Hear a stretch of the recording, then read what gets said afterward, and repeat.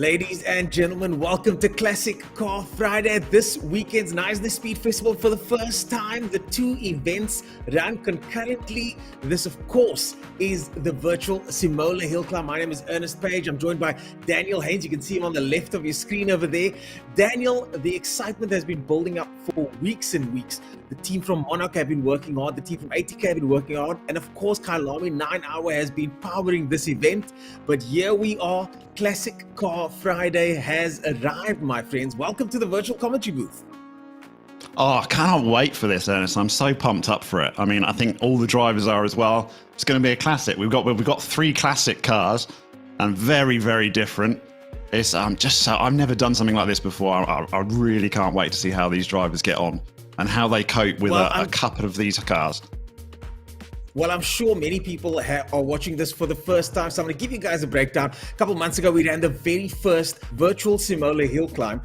And, due to COVID, the real event or the real life event didn't take place, and we ran our own virtual one thanks to the guys and girls at Monarch. A circuit was developed that was laser cut and designed from the original Simola Hillclimb, and we went racing during COVID. Now, with things starting to ease up slightly and racing coming back, we've now got the event running once more, but this time running in parallel with the real world event. That, of course, taking place this weekend, but we will not be left behind, and neither will any of these virtual races as they compete for the Classic Car Friday Championship and, of course, the King of the Hill Championship, which takes place tomorrow and Sunday. But today, the drivers will be competing in classic cars, and some say these cars are a little bit more tricky to drive. Daniel, what are your thoughts on that? Yeah, these are a real handful. Well, one of them's okay. The other two is an absolute nightmare, but it's just so awesome that it's concurrent with the real event as well. Obviously, the big advantage in the virtual world is you don't have to pay for the repair bills. But then I logged in onto the live stream of the real event and saw a Lotus on its roof as well. So it looks like they push just as hard in real life. But we'll see how these guys get on in a BMW E30, a Lamborghini Countach, and a very old classic Ferrari. Well, they do definitely push hard. And, when it comes to sim racing, yes, there isn't the real damage, but there certainly is the real pressure and stress. Last year, or at least at the last event, we have Sav Gualtieri Jr., Lorenzo Gualtieri, driving up the hill and winning the event overall. And after having spoken to him, he told me the pressure was so intense because it's weeks and weeks of practice and unlimited time up the hill. Unlike the real hill, I competed a couple of years ago and had just 12 runs. These drivers get to practice the precision, and they're going to need precision for the first car in our finals today. Of course, this is the BMW M3 E30, a car that we didn't get in South Africa. So, Daniel, if you could educate us on this car. Look, I know about the 325 IS. I'm a Cape Town boy, but this is something I'm sure you've seen many times in the UK. Oh, it's got to get one of these. That arguably the best M3 ever made, and I think it's a cult classic. It's also a cult classic in the sim that we're using today at Assetto Corsa, especially if you're in the drift sort of fraternity. It's just such a magical car to drive. It's definitely the easiest car we've got the entire weekend, so it's a great car to start off with. But I couldn't help myself. I spent about half an hour on it yesterday and just going sideways. It's too much fun, but that's not the quickest way to do it this way. So these guys will be practicing not going sideways. Especially not up the hill with a low weight of 1,200 kilograms, 238 horsepower. You can see there. Up the hill, it is about maximizing pace, and some would say that when you're driving something that's low power like this that wants to slide all the time, even though it's easy to drive, I think we're going to see a lot of the guys at the sharp end of the field, a lot of the guys with similar times, because it's going to be so difficult to extract all of that performance out of this car. I mean, if we look at the standings from the event, at least the championship standings at the moment, Charles Wilkin is the man tipped to win the whole thing. He's won every single round out of the 4 rounds so far. And Charles Wilkin, I'm sure he's going to look good in this car. What are your thoughts on the drivers that are taking part at the moment, Daniel?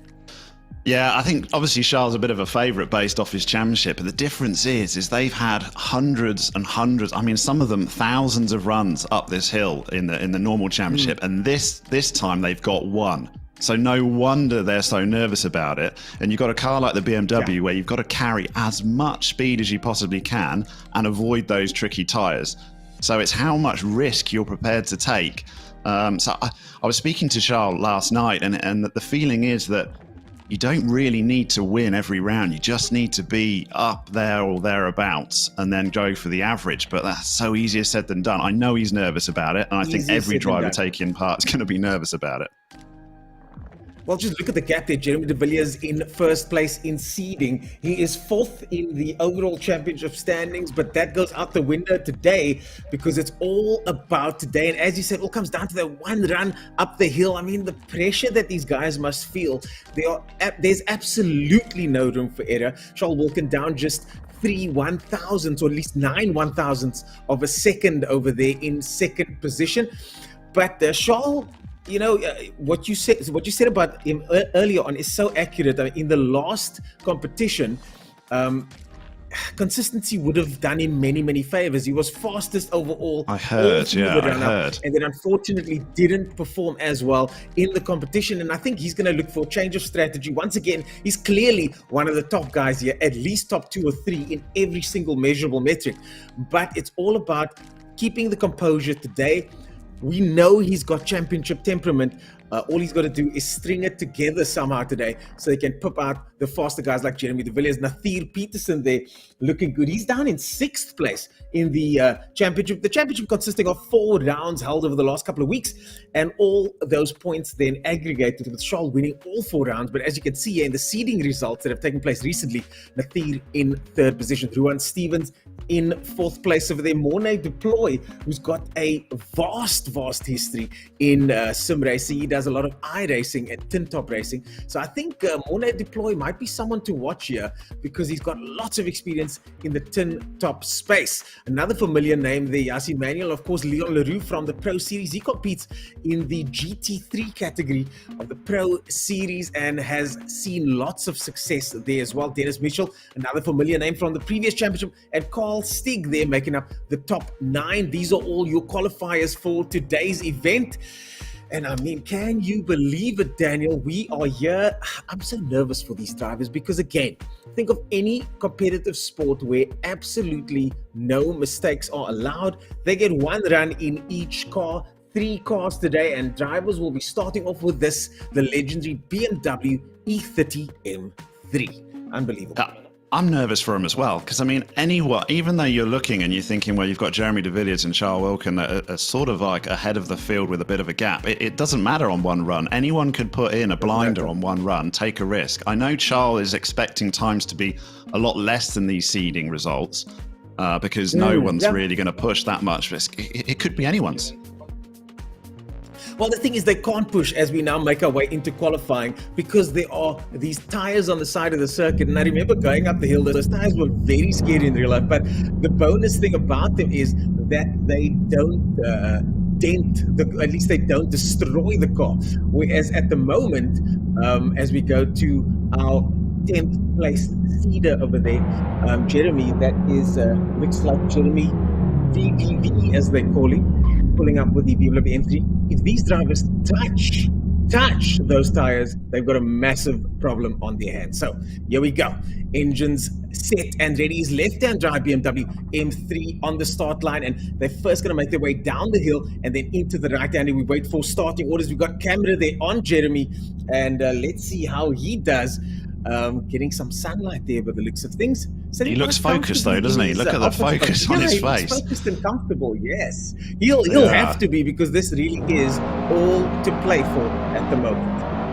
Rodolph's back ever so slightly there. Jeremy off the line. A little bit of wheel spin there, crosses the circuit, and that's what he wants to do. He wants to line himself up for the first corner. Keep it a little bit left there. Miss those tires on the left-hand side and switch it in to the long sweeping right-hand. And now up the hill, he's running a little bit wide there. You can see a little bit of oversteer there, but so smooth otherwise is Jeremy. Up the hill he goes, and this hill must seem incredibly long. And this is the one. This is the corner that can really catch you out. The braking zone into this sharp left-hander. And he looks like he's nailed that. So we're just going to see what time he's going to come through. It does look like he's nailed it. Hardly working the wheel at all. Absolutely minimal moving. I kind of have to with this car. These cars are so sensitive. The suspension travel is so sensitive in these classic cars. And across towards the line he goes now, Jeremy. Let's wait for that time there. Jeremy looking good. and gets across the line, obviously in 49.7. first position with a 49.7 there, 49.7 for Jeremy, DV46. Jeremy de Villiers there, he's happy with that time, 49.7. He looks a bit relieved. I think he's just glad to get up there in one piece. Now, in the next position over here, this is Charles Wilkin that's taking a place now. Charles Wilkin, of course, extremely successful race car driver, multiple championships under his belt in rally and circuit racing. Charles Wilkin now looking good there and very focused. I mean, he's done this so many times before as he makes his way through the right hand, a little bit of adjustment there on the wheel, but not too much to speak of. Let's look how open up now, and up the hill he goes, Daniel. And again, this time he keeps a little bit to the left, but now working his way over to the right for that sharp left hand. Yeah, just desperately trying to avoid the tyres, definitely giving himself a little bit more margin than he would have been in his normal practice seeding run, so it will be slower than his 48.78, almost certainly. But that's no points for, no prizes for crashing into those tyres. They're not really made of rubber, they're made of solid steel in this game. They'll wreck your car straight away. Well, the track certainly is carved, that's for sure. And so is he, Charles Wilkin, carving up the circuit across the line, gets a time off. Just below. Just below second position goes Charles. He'll be happy with that, I'm sure.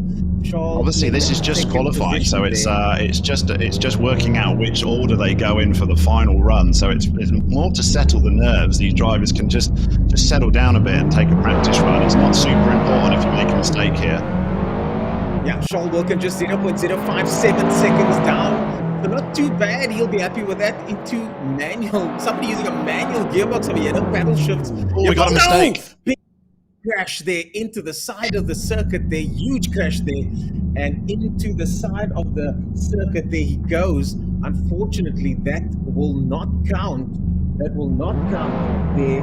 And unfortunately, that he is out of the running with a DNF. But it's still not over yet. That, of course, is just qualifying.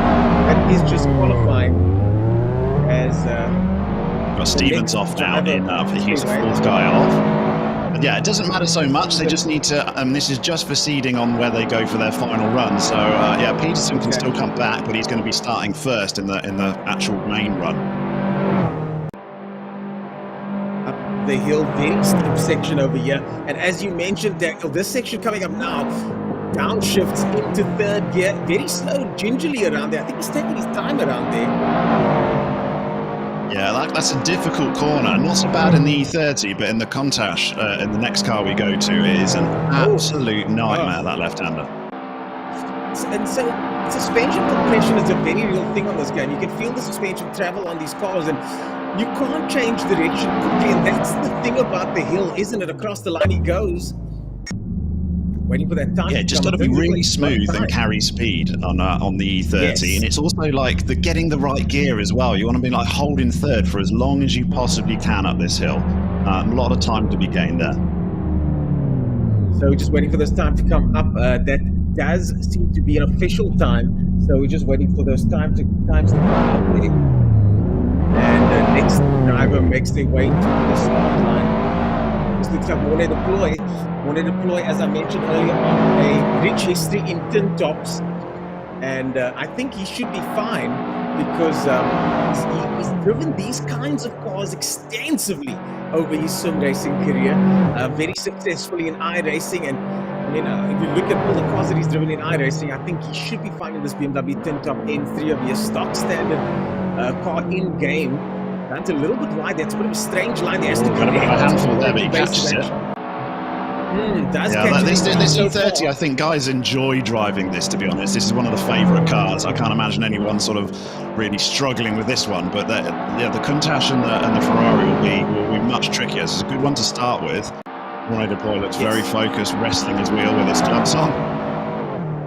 Very focused indeed. Morne Deploy gets across the line. We're waiting for those times, and no time showing up for him yet, but we have collected a time for him. So we're waiting for the organizers and our production team to sort that out. We'll get those times up shortly as we switch over to the next driver.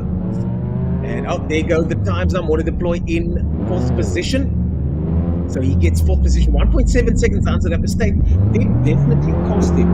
That mistake did definitely cost him. This is Yassine Manuel now, currently in provisional seventh position, and driving with a stick shift over there are these guys.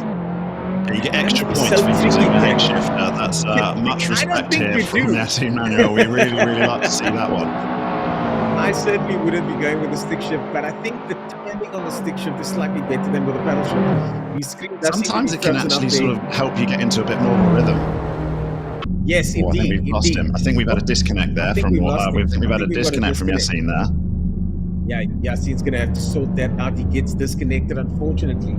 Yassine there, unfortunately, getting disconnected as Dennis Mitchell now makes his way to the start line. Dennis Mitchell, also a previous competitor in the hill climb before getting some success. This is Leon Leroux, is it? Oh, this is Leon Leroux. I apologize. I think Leon Leroux is taking up, yeah. Yeah, that is Leon Leroux. And Leon Leroux, a guitar player in his spare time, but also competes in the Pro Series. And it's one of his favorite things to do, but let's see if he can make his way to the top of his favorite leaderboard yet today.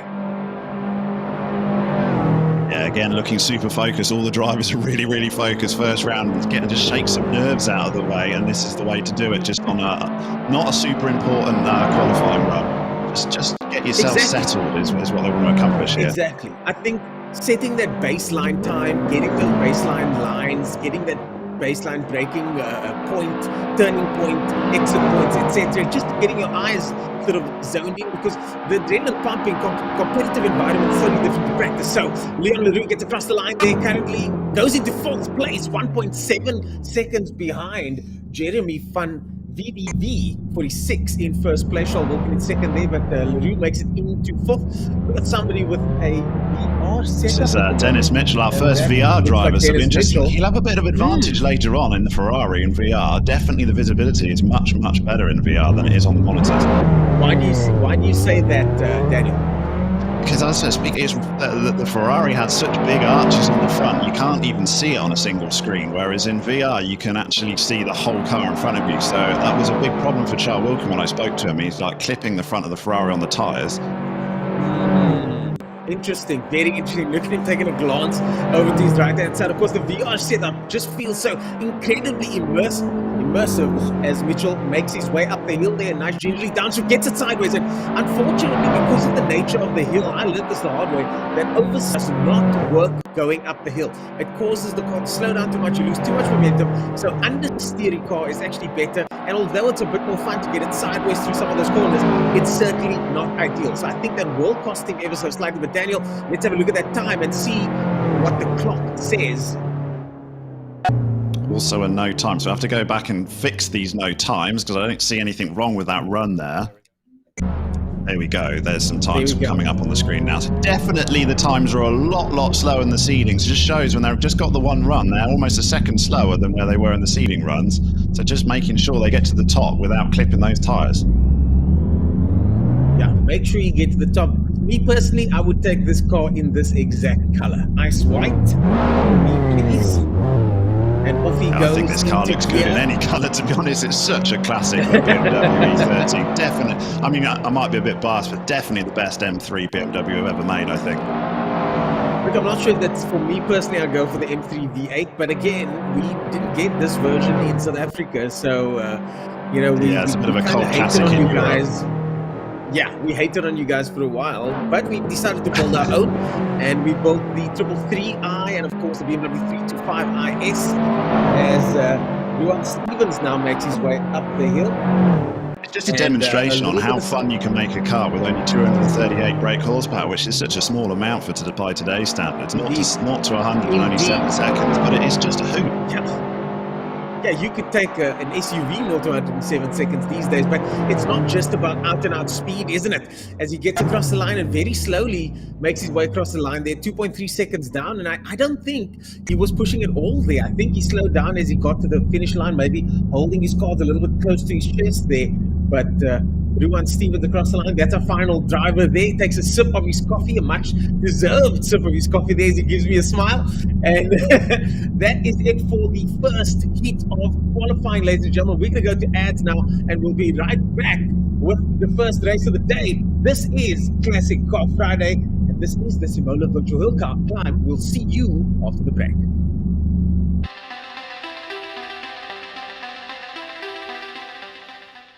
Hi, I'm Daniel Costello and I'm the head developer of the Simola Virtual Hillclimb. So an initial basis of trying to detail the terrain was importing a Google Maps API for the latitude and longitude as well as the heighting.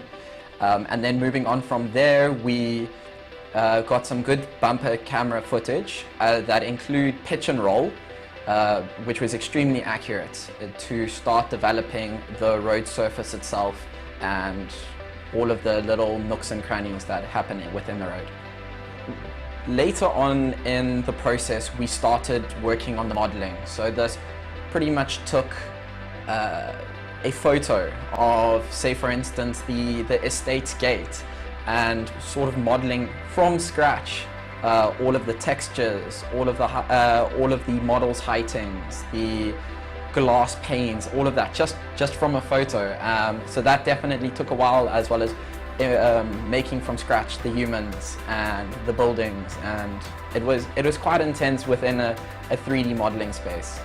Later on, once I was happy with sort of a beta version of the product, I gave it to some professional drivers, for instance the Cronje brothers, and they sort of critiqued it. They're the professionals, right? So they went and they were like, no, there's a bump in this section. This road surface here has been tarred over differently and around this corner. And they pretty much gave me the critical feedback that I needed to be able to make it as accurate as possible. Last final touch-ups that we did to the track was just sort of beautifying the area, populating it with more vegetation, humans, but more specifically than that, it was branding space, it was sponsorship space, allowing a future for the track to put in brand titles and so forth like that. You guys enjoy the track that we built here at Monarch, and I hope you guys have fun.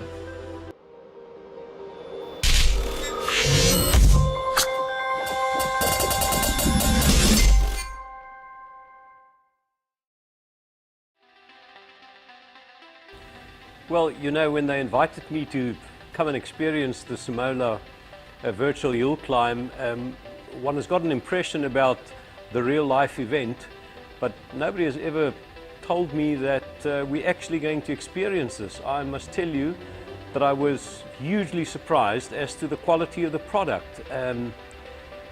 It's an amazing experience, and I immediately recognized some of the beacons. You know, it's one thing to see the road and the direction, but it's completely a different thing to realize on the left-hand side of the road, you actually see the beacons that you use as brake markers. So it was a very surprising and fantastic experience. You know, I come from the old school, so we learned motor racing through going to motor races, seeing racing drivers, and then starting to experience it. But I mean, the tools that people have nowadays, and the benefit of, if there can be any benefit of COVID-19 lockdown, it forced all of us to be far more ingenious. And what an amazing program that the South African engineers and developers have created here in our back room in Cape Town, South Africa. So you can now use the program, have a full experience of the Knysna Hill Climb, which is a very limited event with numbers of competitors, and you can do this over and over and over without spending the amounts of money that one normally does with motorsport. So now I think this is an amazing development. It's a wonderful platform. It just expands motorsport to the youth and to older people equally, that they can experience what we're experiencing as racing drivers. So it gets my 10 out of 10 support.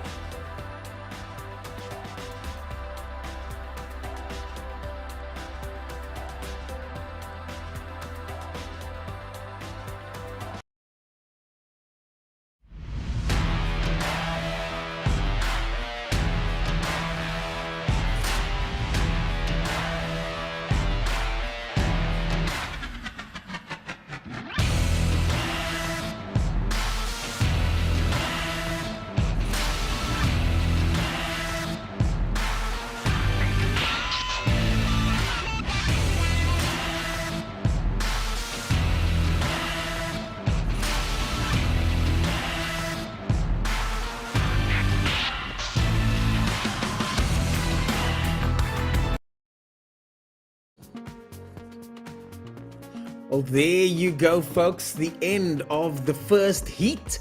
And what an insane heat that was. The qualifying looking good there with some surprises near the top of the standings there. Charles Wilkin not making it to the top.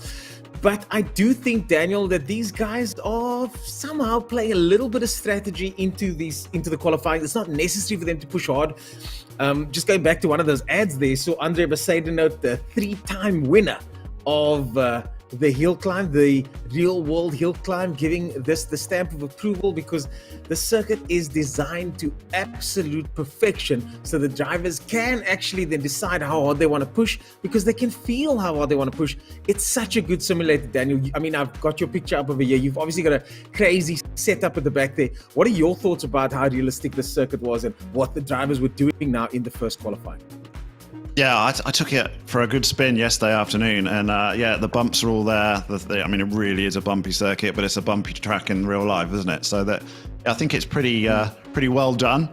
And when you get someone like that sort of giving it the thumbs up, then you know we're there or thereabouts. I think with the qualifying, we've had people just settling in. It's a good run just to settle in a car that's a little bit easier to handle than the rest of what they'll fight later.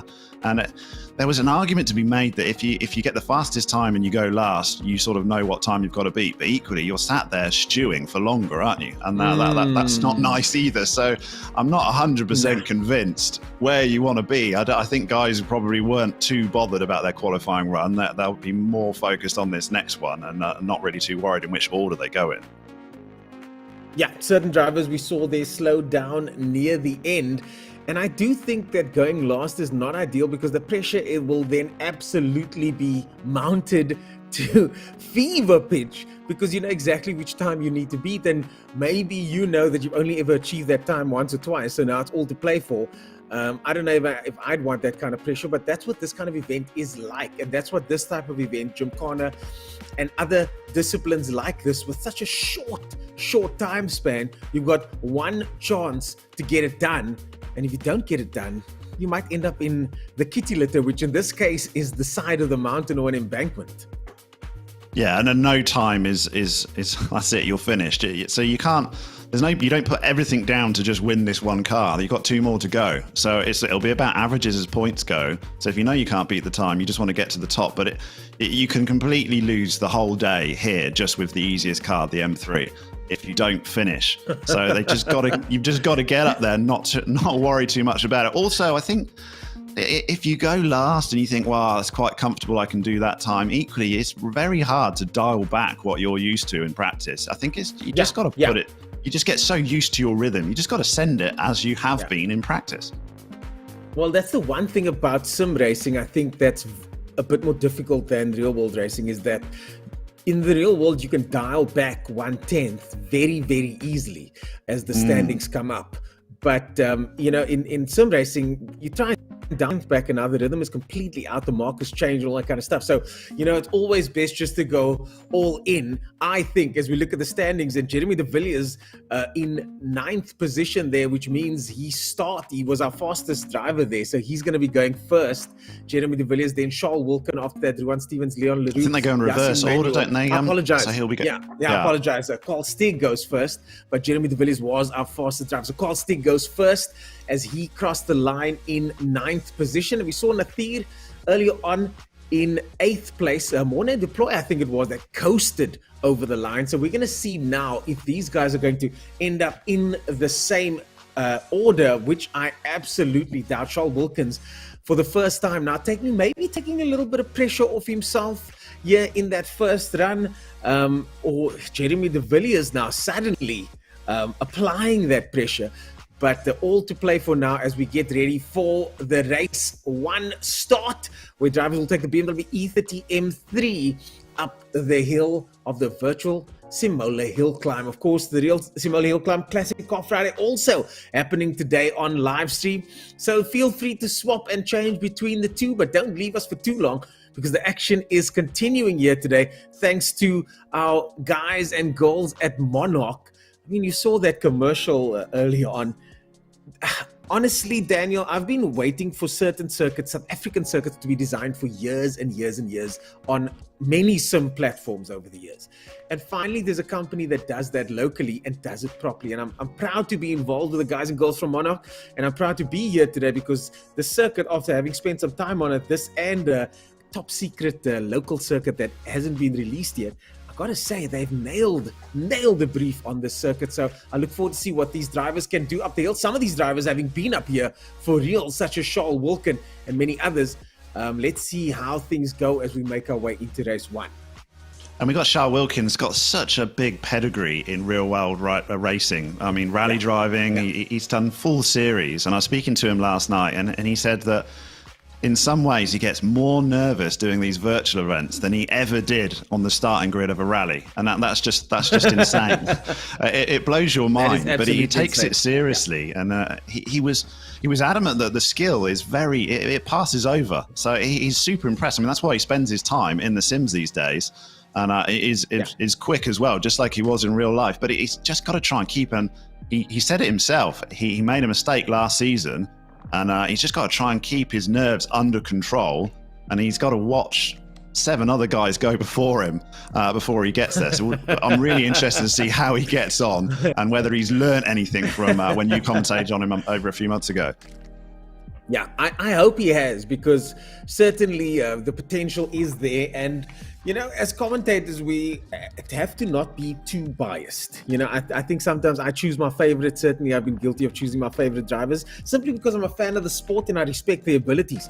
But Charles Wilkin has proven that with rounds 1 through 4, he scored a perfect rounds 1 through 4, totaling 400 points in the championship.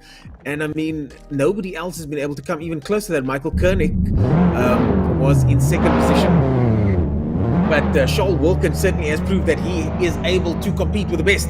As the first driver, Ruan Stevens makes his way up the hill over here, and very calm and composed is Ruan Stevens as he goes through the first right-hander. And this corner to me was quite difficult. Ruan in the middle of the road there, I thought he would go slightly more wide, but not that wide after all, as he goes into the hard braking zone up the hill. Yeah, this is where it counts now. He's got to absolutely nail it. They'll be pushing a little bit more. We were over a second slower in the qualifying run, so we're seeing whether those times will come down a bit closer towards those 48 seconds that we had in the seeding runs. Yeah. Downshifts once more there. Bit of a blip on the downshift there. Manual gearbox, nothing quite like it. As Ruan Stevens makes his way towards the final corner now. Across the line he's going to go. Let's see what that time is. He wants to get in the 52.1. That's slow, isn't it? 52.1 there for Ruan Stevens. That's very slow. So I wonder what that was about. Ruan Stevens not able to compete there in that 52.1 second range. As we see now, this looks like Nathir Peterson. And puts his hand on the gear lever. They're not wanting to show his face, but will show his screen though. And there you can see the bird's eye view for Nathir, 24 years old and from Cape Town, ranked number 5 with 348 points. Makes his way now to the start line, gets those revs up. You can see those wheels are ready to spin off the line. Get that drive wheel on entry, and off the line he goes. First corner up ahead, up into second gear, nice and slow, nice and smooth. Does it? Smoothness, the hallmark of all great drivers. They say as he makes his way into the right hand, some slight adjustments on the wheel there, and running nice and wide, a little bit of a wider line there now, up into fourth gear up the hill, and this is flat out all the way up this hill. And this is really what makes this circuit a power circuit. As oh no, I think it looks to be, oh, there he's back, and a little bit of a connection there. We lost him there for a second, but he is back, and let's see what he does across the line then. Yeah, another one with a H shifter, which is great to see. I think he's enjoying it on that, driving it as it's intended to do so. He's got 52 seconds to beat. You think he should be able to do that. That's actually quite a bit of a slow time by Carl Stieg it was the first one up the hill. This one comes across, and it is quicker, 1.3 seconds quicker, into the 50s at least. Nathir Peterson gets a 50.7, first man into the 52nd range, and well done for him there for making it thus far. As the next driver makes their way through, this Morne Deploy, as I said, Morne Deploy, a competitor in iRacing, from all those pop-ups and add-ons. I mean, he's driving with the gloves there. Daniel. So once the gloves come out, He's, then it's serious business. you've got to drive with gloves. I'm also an iRacer, so I'll be rooting for Morning Deploy to get up this hill safely and cleanly. But yeah, he's certainly had a bit of practice. You can't blame a slippy wheel anyway with those gloves. Very bright. No. All the excuses are gone as well. He's got the headset, he's got his spectacles on, he's got the gloves going. Yes, and no excuses from him. This is all to play for Morning Deploy as he makes into the slight left kick and then hard right-hander, a long sweeping right-hander, and look at him nurse that car around the corner. A little bit of a correction there. And that's the last place you want to get a correction, isn't it, Daniel? Yeah, any time your car slips out of pointing forwards is going to lose a massive amount of time in this E30. So Morning Deploy managed a 49.46 in his seeding run. So that's what he's capable of. No one's got remotely close to their best time so far. So anyone that can actually try and maximise their times, get close to where they got on seedings, is not going to be far off, I don't think.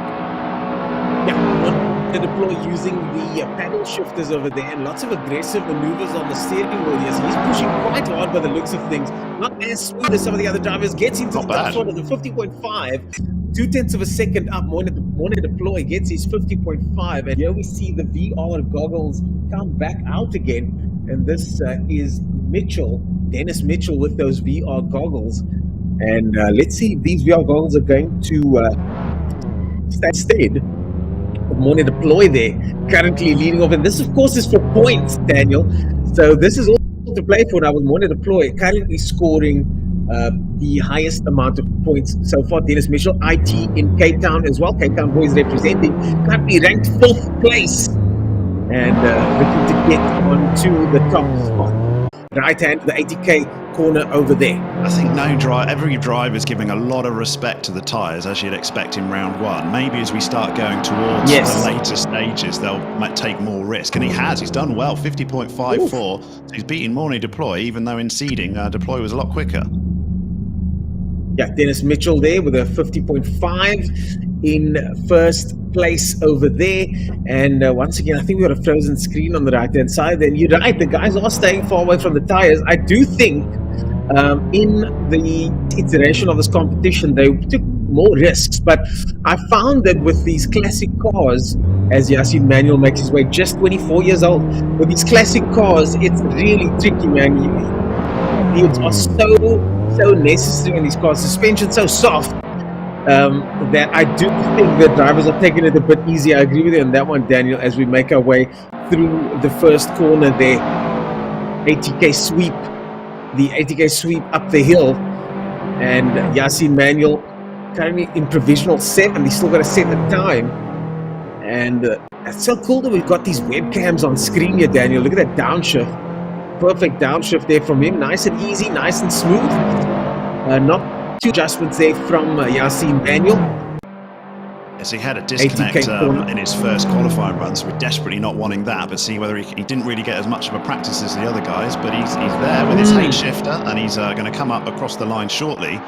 See what time he's going to get, if he can go below 50.5. He has 50.3 then. You'll be happy with that without practice. 50.369 there, well done to him. And 50.369 for Yasin Manuel, first place man. But someone that's definitely going to have something to say about that is the gentleman on the start line now, Leon Leroux, 27 years old, a mechanical engineer all the way from Centurion. Clearly loves his dog a lot. And was that a cat? I think it's a dog, but yeah, I don't want to be too sure.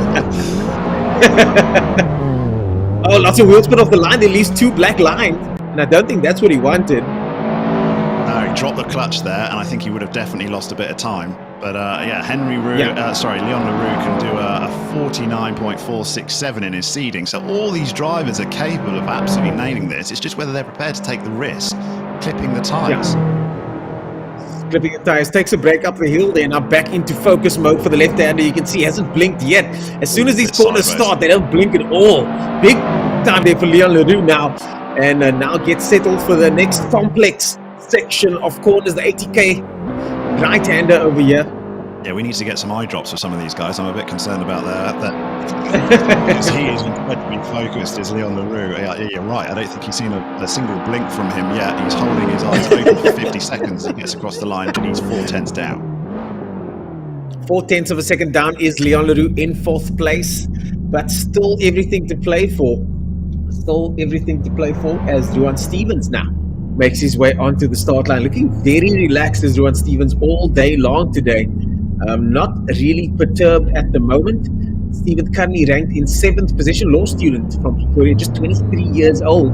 And that smile on his profile picture is not in his face now. He's in focus mode as Stevens gets the revs up.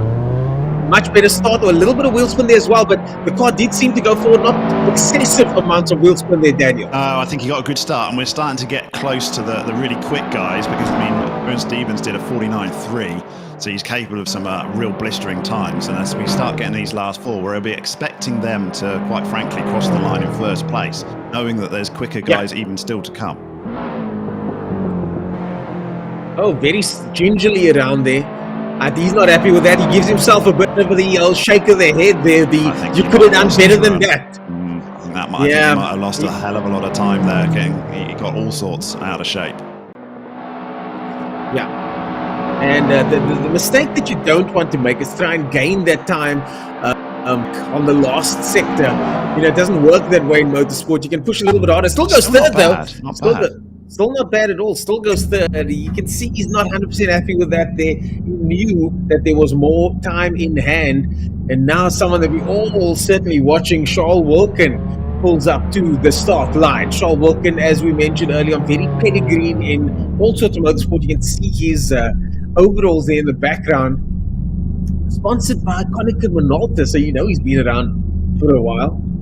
Charles Wilkin now on the start line, and seeded 2nd place, qualified 2nd place for the first round of our finals in the BMW E30. Charles going to be going for the win. 0.3 to beat, and it just shows the kind of pressure that these guys are under, Daniel, with none of them getting into the 49-second range. Yeah, they're nowhere close to their times, but you're quite right. It's such a short run that any small mistake, there's not enough time to make it up. So you've got to try and put it out of your mind, but they're just trying to avoid those mistakes, and as a result, they're going quite a bit slower. I mean, Charles Wilkins, if he gets even remotely close to his PB, he should smash into 1st place here. Surely he must break 50 seconds. Surely he must break 50 seconds, but easier said than done. We've seen Charles make some teeny tiny mistakes that cost him before. But Charles on the limit now. It does look like he's pushing very hard. He looks extremely focused, and the car is leading, and so is he. You can always spot the real race car drivers. And Charles Wilkin goes first with a 49.8 into 1st position. A very, very good time. 4/10 of a second up. But one man that could have something to say about all of this is the man that is pulling up to the start line now. This is Jeremy de Villiers 46. They call him Jeremy DV46. And he is our 47 rather. Well, I've got 46 over here. He's 47 years old. He may be signed up last year. Obviously registered. Yeah, he signed up last year. I've still got an email address with 19 in the name. Right. That's wrong. I shouldn't be using that email address anymore. I think it's a little bit outdated, as Jeremy makes his way down the hill and up for the first time in this final. Jeremy and Charles Wilkin were split by literally nothing in this car on the seeding. So we had Charles Wilkin, the first guy to break the 50 mark, but there's still plenty of leeway in there. And we're talking nearly a second to their PBs. So yeah, this Jeremy, if he gets just a little bit closer to his PB, it could quite easily knock Wilkins off first spot. Well, he gives himself a bit of a nod. He was smiling before that first left-hand. I'm not sure what he's smiling at. I hope he's not listening to us, but he gives himself a little bit of a gesture there. He's not happy with that first corner, I don't think, or at least the fast one. And let's see, very close to the edge there. He's pushing very hard. Up the hill is Jeremy. And across the line he goes. Oh, look how close. My goodness, look at that. Wow. So close. That's even closer than their seeding split. 2 1,000ths of a second between those two drivers. This is going to go to the wire, I think. They were 9 1,000ths of a second earlier on. 9 1,000ths of a second, but I'm glad to see that Charles Wilkin has figured out how to end up on the top spot, at least for this heat, but it's not over yet. Jeremy can still come back. Can still come back. So we've got ourselves a race here, Daniel. We've got ourselves a race because, as I said, at the last event, Charles Wilkin wasn't able to get good results in the actual race. Now that he has done so, that means that if he makes any mistakes and if the other drivers, such as Jeremy, perform at their potential level, we're going to see ourselves a proper race on this Friday Classic event. So far, Daniel, any thoughts from you on the level of competition we're seeing here? Just incredible. Yeah, super close between those two, but that's job one done. They just need to put that aside, and the pressure just mounts as you get to job 2 and job 3, doesn't it? So if it stays as close.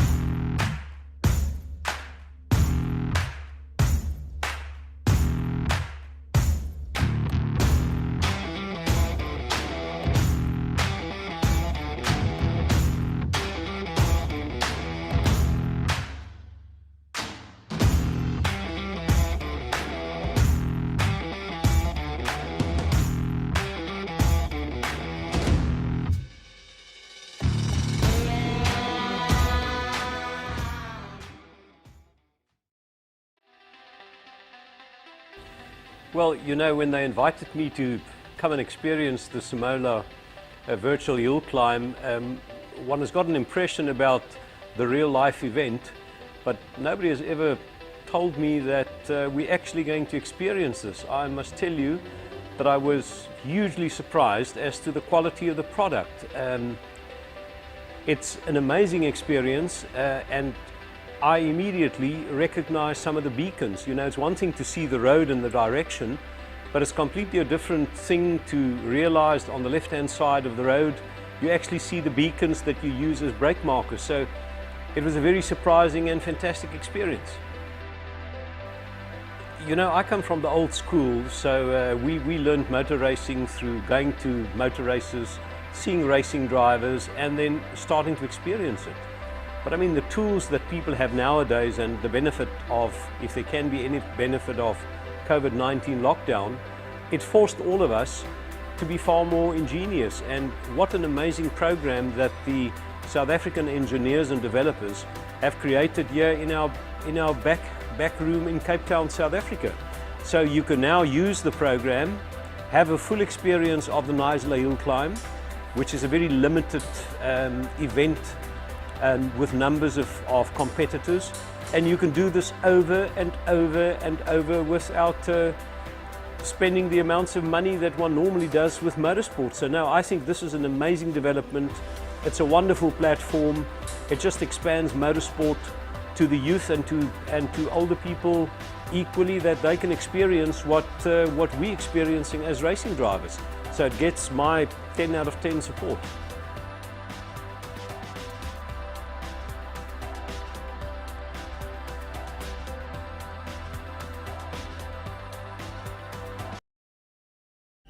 And there you have it, folks. Those are the results of round race 1. Charles Wilkin in first place over there with a 49.894, gets himself 12 points for his trouble.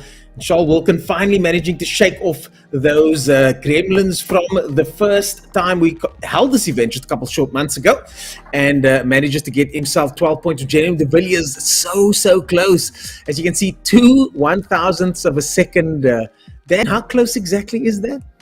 I mean, I don't know how you measure that. I don't think even a photo finish would actually show you, would it? But we trust the game, and it's that close. And it's a little bit worrying for Jeremy because this was his fastest car, of the seedings at least. And Charles Wilkins had a tiny bit more advantage in the other two. But, I mean, they're still nowhere close to their PB. So I think we're going to start seeing drivers taking more of a risk as we move into the next 2 cars.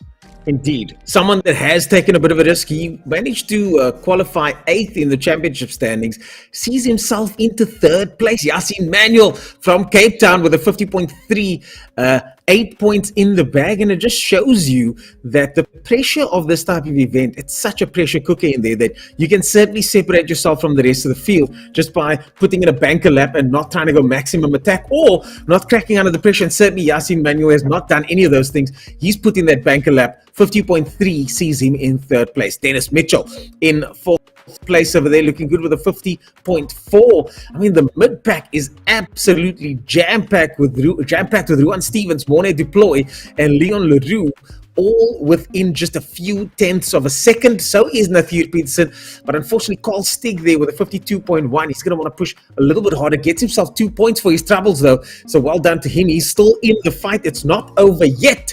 3 races to go, and we say that, Daniel, because if any of these guys get a DNA, that changes everything, doesn't it? Yeah, you're completely finished then, aren't you? We've got a couple of standout drivers there. Yasin Manuel and Dennis Mitchell have definitely improved quite a lot over their standings of their seeded times. Yes. So they got closer to their PBs than the other guys, maybe took a bit more of a risk, and it's paid off in the points department.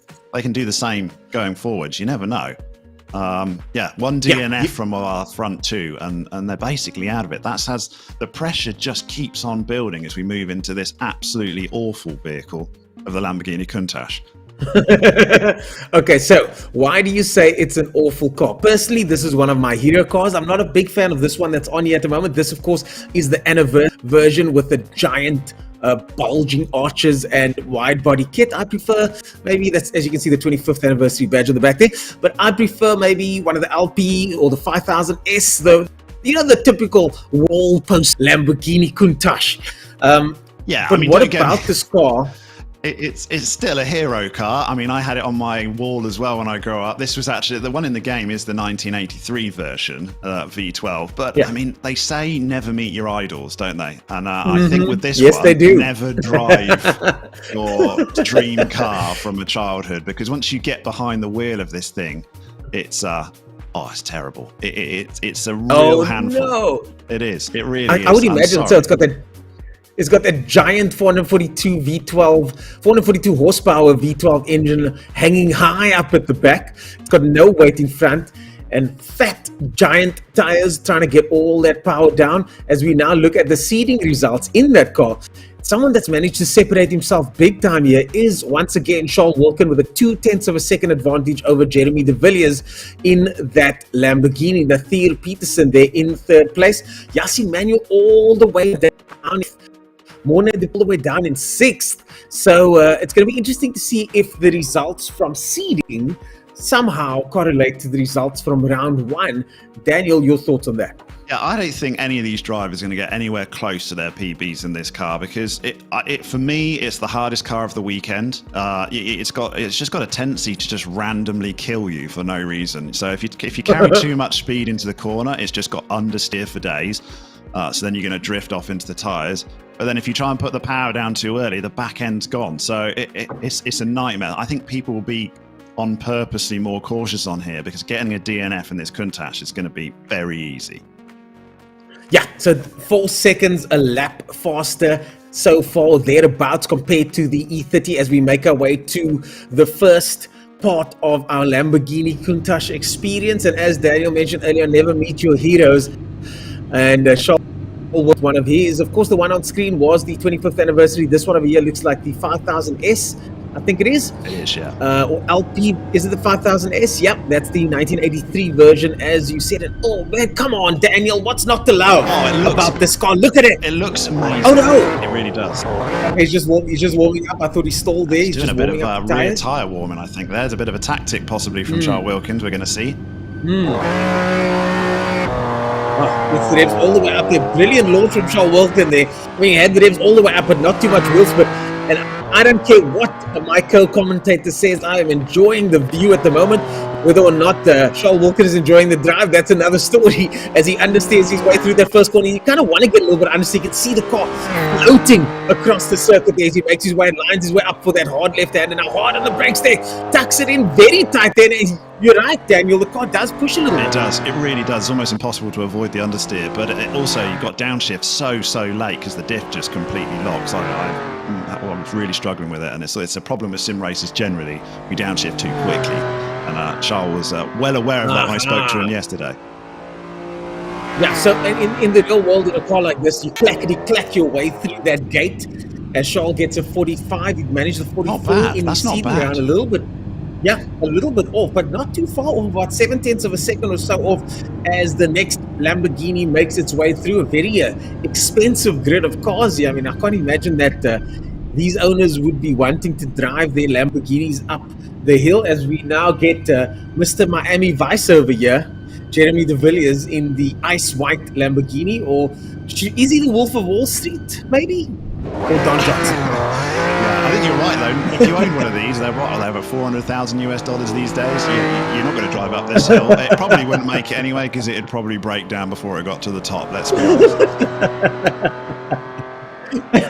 An absolutely stunning car, and the word literally means "wow" in Italian Trust slang. the Italians as to the name their car Lamborghini wow.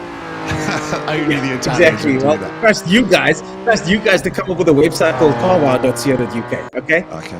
that was all you guys.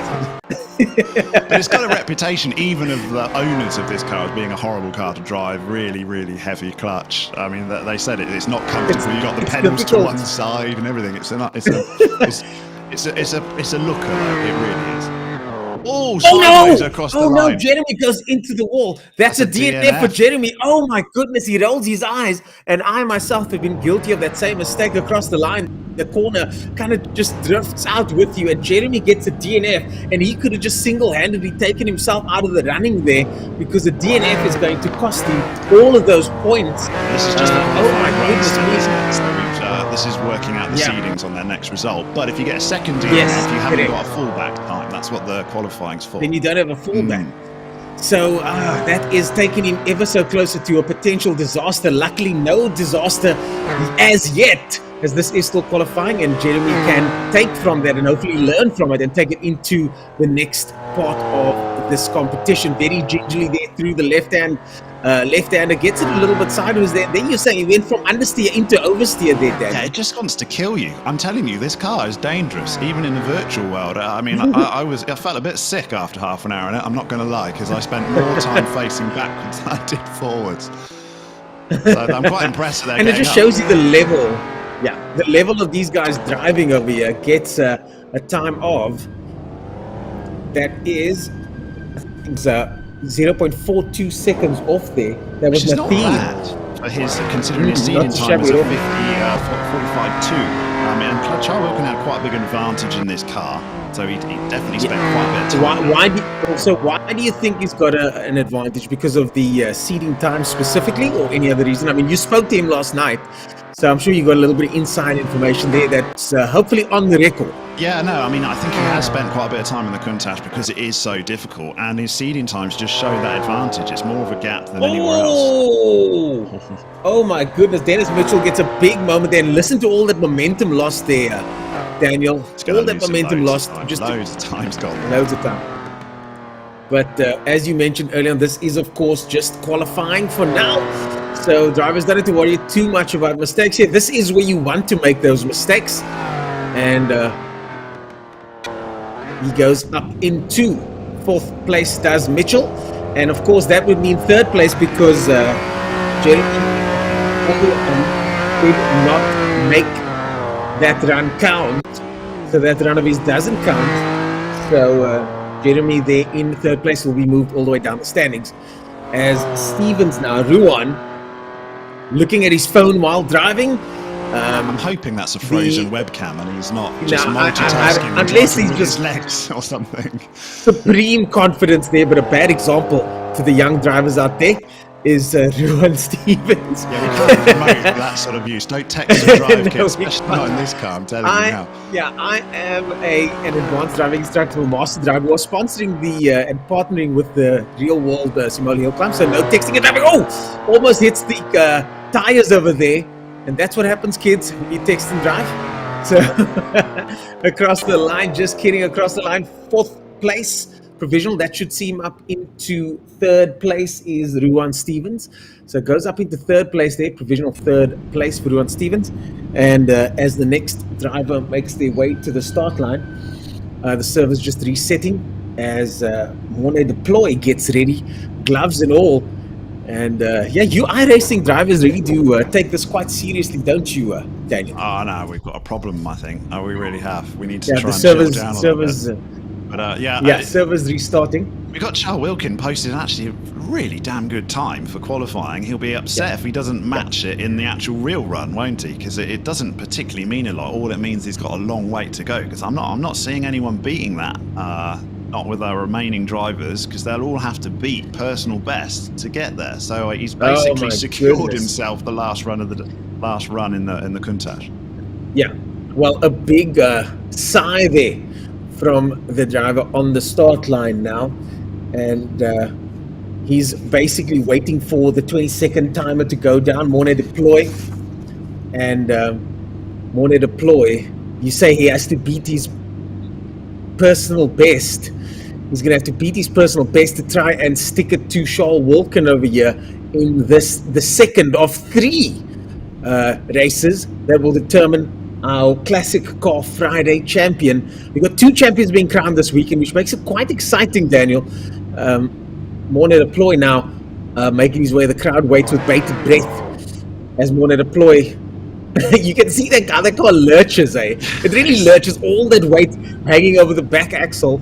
If you own one of these, you need to mount it on a plinth and then drive it. Just look at it. I think that's what you need to do with a Countach. You should never drive it, and you'll love it forever. Yeah.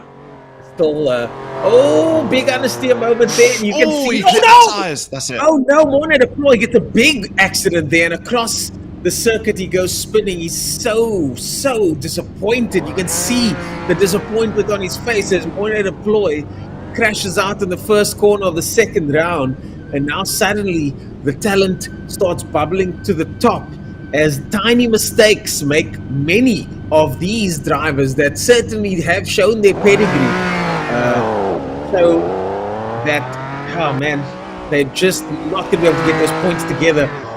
It really does take one mistake. You can have the perfect month of this competition and make one tiny mistake, as we also see there another driver, Leon LaRue, getting very close to those tires. Yeah, I mean, there's the understeer we've been talking about, just drifting, and just the tiniest clip on those tires is a definite DNF. I mean, this is really just a confidence-building run. So once you've had an accident like that, I'm not sure what Morne deploy's thoughts are going to be like when he's sitting on the start line waiting for his real run. It's not really what you want, not ideal preparation. So that confidence that you talk about, there are 2 ways to look at it, and this is where the mental toughness really does come in, doesn't it? Is where, number one, sideways across the line there, 4th place in the qualifying for the second race of the day. And as you said, there are 2 ways to look at it. Either, well, it's a good thing I made my mistake in qualifying, and also it's a bad thing because now I'm stressing out about not having a banker lap. So, 2 ways to look at this. These drivers are really going to have to dig deep. And I keep glancing back at my screen over here, thinking in the race, but it's just qualifying for now. So trying not to get too excited here. Just qualifying as yet again that Countach understeers through the first corner. So I think that first corner certainly is something the drivers know is coming. It's just how much understeer do you want to create? Yeah, you've got to be slow in this car, and Charles was saying exactly the same. If you try and carry too much speed, you just wash out, and then you can't get it down again. So you lose a lot of time. So it's actually just being slow in is going to gain you time by getting slow in, fast out. Slow in, fast out is the saying.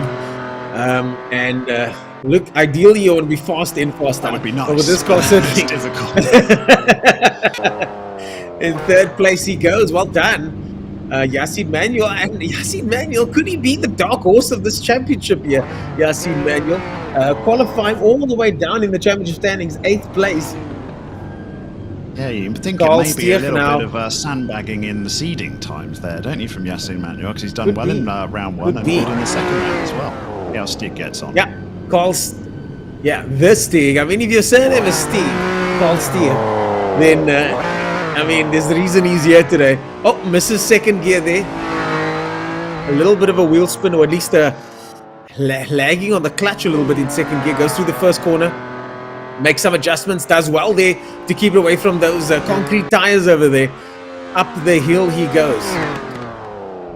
Yeah, it's up for the Oh. difficult corner on the left. Oh, he Oh stopped. no! He stopped, hasn't he? Oh no! He's got a problem. He's got a problem. He's got a hardware technical issue or issue something, there. yeah. Things gone wrong there. I think the gearbox issue. Well, I think that's it for us in this qualifying. We'll be right back after these commercial breaks. Folks, stay tuned for the next round of the Classic Car Friday Simola Virtual Hill Climb.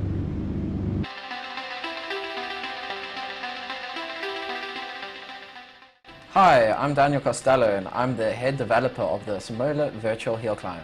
So an initial basis of trying to detail the terrain was importing a Google Maps API for the latitude and longitude as well as the heighting. And then moving on from there, we got some good bumper camera footage that include pitch and roll, which was extremely accurate to start developing the road surface itself and all of the little nooks and crannies that happen within the road. Later on in the process, we started working on the modeling. So this pretty much took a photo of, say for instance, the estate's gate and sort of modeling from scratch all of the textures, all of the model's heightings, the glass panes, all of that, just from a photo. So that definitely took a while, as well as making from scratch the humans and the buildings, and it was quite intense within a 3D modeling space. Later on, once I was happy with sort of a beta version of the product, I gave it to some professional drivers, for instance the Cronje brothers, and they sort of critiqued it. They're the professionals, right? So they went and they were like, no, there's a bump in this section. This road surface here has been tarred over differently and around this corner. And they pretty much gave me the critical feedback that I needed to be able to make it as accurate as possible.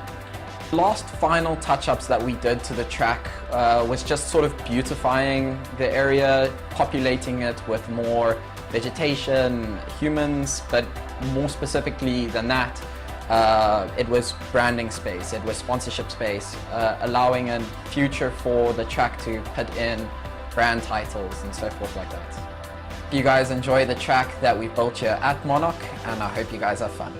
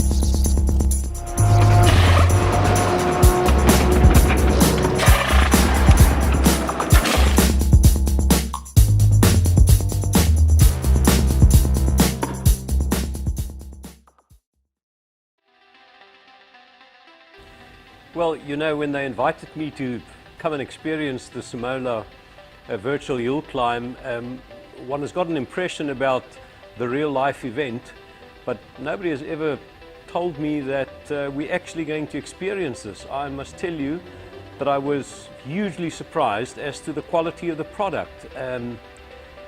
It's an amazing experience, and I immediately recognize some of the beacons. You know, it's one thing to see the road and the direction, but it's completely a different thing to realize on the left-hand side of the road, you actually see the beacons that you use as brake markers. So it was a very surprising and fantastic experience. You know, I come from the old school, so we learned motor racing through going to motor races, seeing racing drivers, and then starting to experience it. But I mean, the tools that people have nowadays, and the benefit of, if there can be any benefit of COVID-19 lockdown, it forced all of us to be far more ingenious. And what an amazing program that the South African engineers and developers have created here in our back room in Cape Town, South Africa. So you can now use the program, have a full experience of the Knysna Hillclimb, which is a very limited event with numbers of competitors, and you can do this over and over and over without spending the amounts of money that one normally does with motorsport. So now I think this is an amazing development. It's a wonderful platform. It just expands motorsport to the youth and to older people equally, that they can experience what we're experiencing as racing drivers. So it gets my 10 out of 10 support.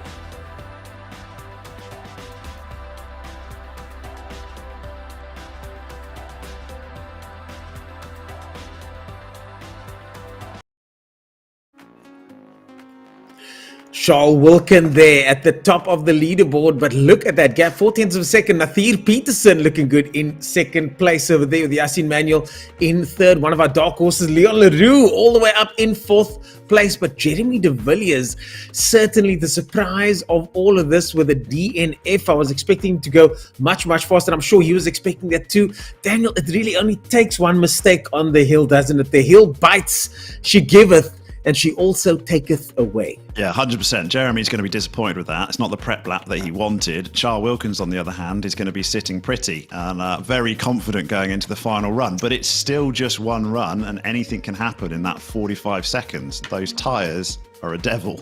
You get a bit of understeer and you're out. So it's super important to get a result. Charles Wilkins is in the driving seat, though, I think. Yeah, indeed. Definitely in the driving seat here, excuse the pun. But, I mean, that's what you want at this stage of the competition. You want to start separating yourself from the rest of the field. It takes a little bit of the pressure off. But what you also don't want to do is give yourself too much of a breather and to, let your guard down. What are your thoughts on that, Dan? Yeah, this is the only negative in nailing it in the qualifying, is he's got to wait and watch everyone go through. And I still don't know whether that's an advantage, disadvantage. You only really know in hindsight and looking how they cope with it. So here's the results in the order they're going to go. And now we've got Charles Wilkin last. So he's got to watch the top. The other 8 drivers go first, and he's just got to sit in his sim rig and panic. Or hopefully not panic is the case for him. Yeah, the mental games are real. We've got second race going on now. We've got Jeremy de Villiers, Morne Deploy, and Carl Stig with DNFs. Again, if I was them, certainly, or if I was their team, or if I was their support system, and if they can hear me out there, this is really that moment where you want to take stock and realize that if a mistake was going to be made over the course of this competition, that mistake has already been made.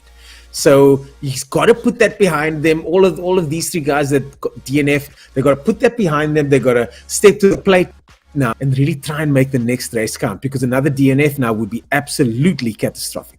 I mean, I've never driven under this sort of amount of pressure. I mean, I mostly do endurance racing where you can settle down, get yourself into a rhythm. You're doing like a triple stint. You could be in the seat for 2-3 hours even, and the pressure's not there. It's sort of nowhere to this extent, whereas you got 45 seconds to give of your best, and you can't let yourself get into it. You've got to be 100% right from the line. It is tough. It really is tough. The hill climb is by far one of the more pressure cooker environments. I mean, you've got a limited amount of rounds. You cannot make any mistakes. This virtual hill climb is exactly the same in that sense, where no mistakes are tolerated by virtue of the design of the competition. So drivers have to be completely zoned in, no distractions. I myself have competed in this once. The hill calls you back, they say, is something that Ian Schechter told me. Because you always feel like you can go faster. And these guys know that they've got max potential waiting for them out there on the hill. But they need to go out there and get it. And Stig at the moment is going to try and do exactly that. He gave up on his qualifying run earlier on, pulled over to the side of the circuit, did Carl Stig. But the man they call the Stig is now currently ranked in 9th position, going to try and make his way up the hill in the Lamborghini Countach 5000S. And off he goes. So we had 2 points from round one. He might as well just completely send it now, Carl Stieg. So whether he takes more risk than he normally would, or whether he'll leave that to the last round, but he's off cleanly at least. He'll just be hoping to get to the finish. I think he's got he stopped again. I think he's got some mechanical issues. I think he's got some mechanical issues over there, and pulls over to the side of the circuit. And unfortunately, no restarts allowed here. I don't think there's any way that a restart will be allowed. We're still on screen with him, but now it changes over. Things have changed over. So Carl Stieg there out of the running as Morne Deploy makes his way to the start line in the Lamborghini Countach. Morne Deploy also early on making a mistake, and that sees him starting now further down the order. But he will be completely focused. He's competed in so many sim racing competitions. Has this the second seed? Our second seed driver over here, so I don't see him cracking too much now. I think he's going to put that behind him. I think he's going to put his head down, and I think he's going to get a solid time up the hill. And in his seeding times, this was the car that he obviously struggled with the most, because he's lowest down in the Countach compared to the other two. And he needs to get, if he can, as close to his PB as possible. Oh, runs it wide there, and you can see.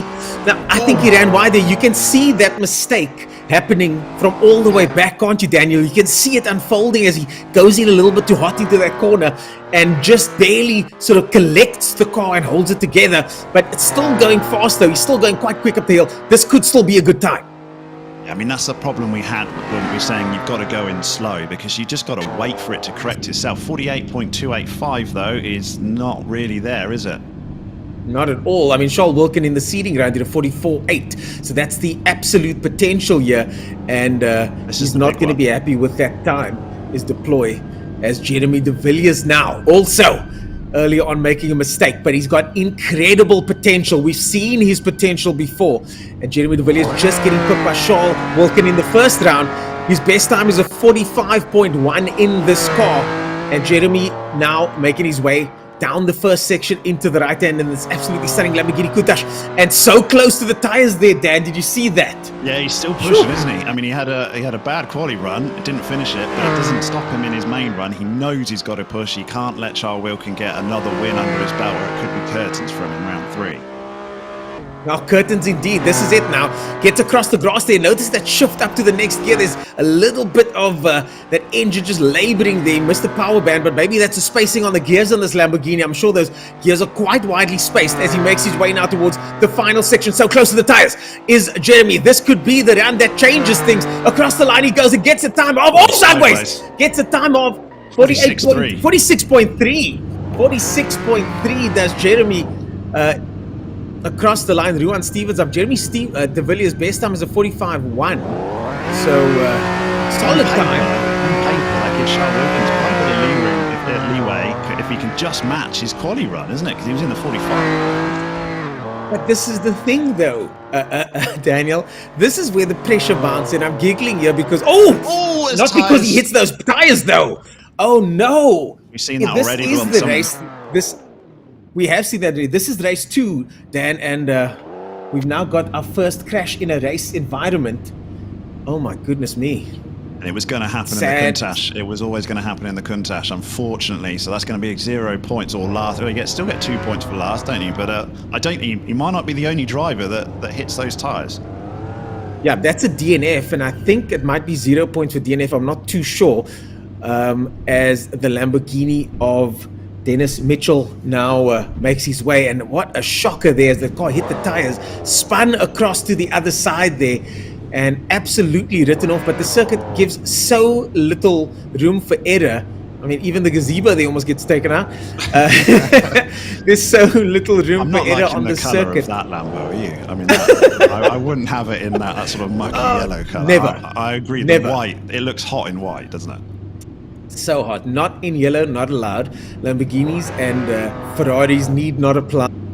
But certainly BMWs look good in Dakar yellow.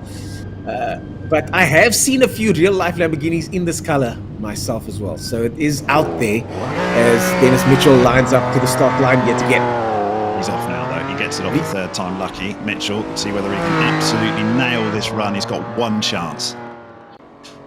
One chance is all they get, Dan, and that's what makes this so exciting as he makes his way up the hill now. Does Mitchell get him pull over to the right hand side to try and set it up for this left-hander here now? So close to the tires. Watch how close he gets to those tires there. Turns in a little bit late, which is what you want. Let it run wide, Dennis Mitchell. Yes, he does. This is a crack of a run from Dennis Mitchell by all accounts, at least at a glance, yes. But will it be fast, Daniel? Yeah, but he's certainly getting really tight to the tyres, isn't he? He's taking more of a risk than we've seen so far. He's pretty close. He's close again there, and he's coming up the last few little sweeps as he comes across the line. That last section really can throw drivers off there. Look at how close he gets to that. 45.8. 45.8 does Dennis Mitchell. Oh, we've got ourselves a new competitor here, Dan. That's only 4/10 off his PB, Mitchell. That's a great time. He'll be chuffed with that. Dennis Mitchell's personal best of 45.429.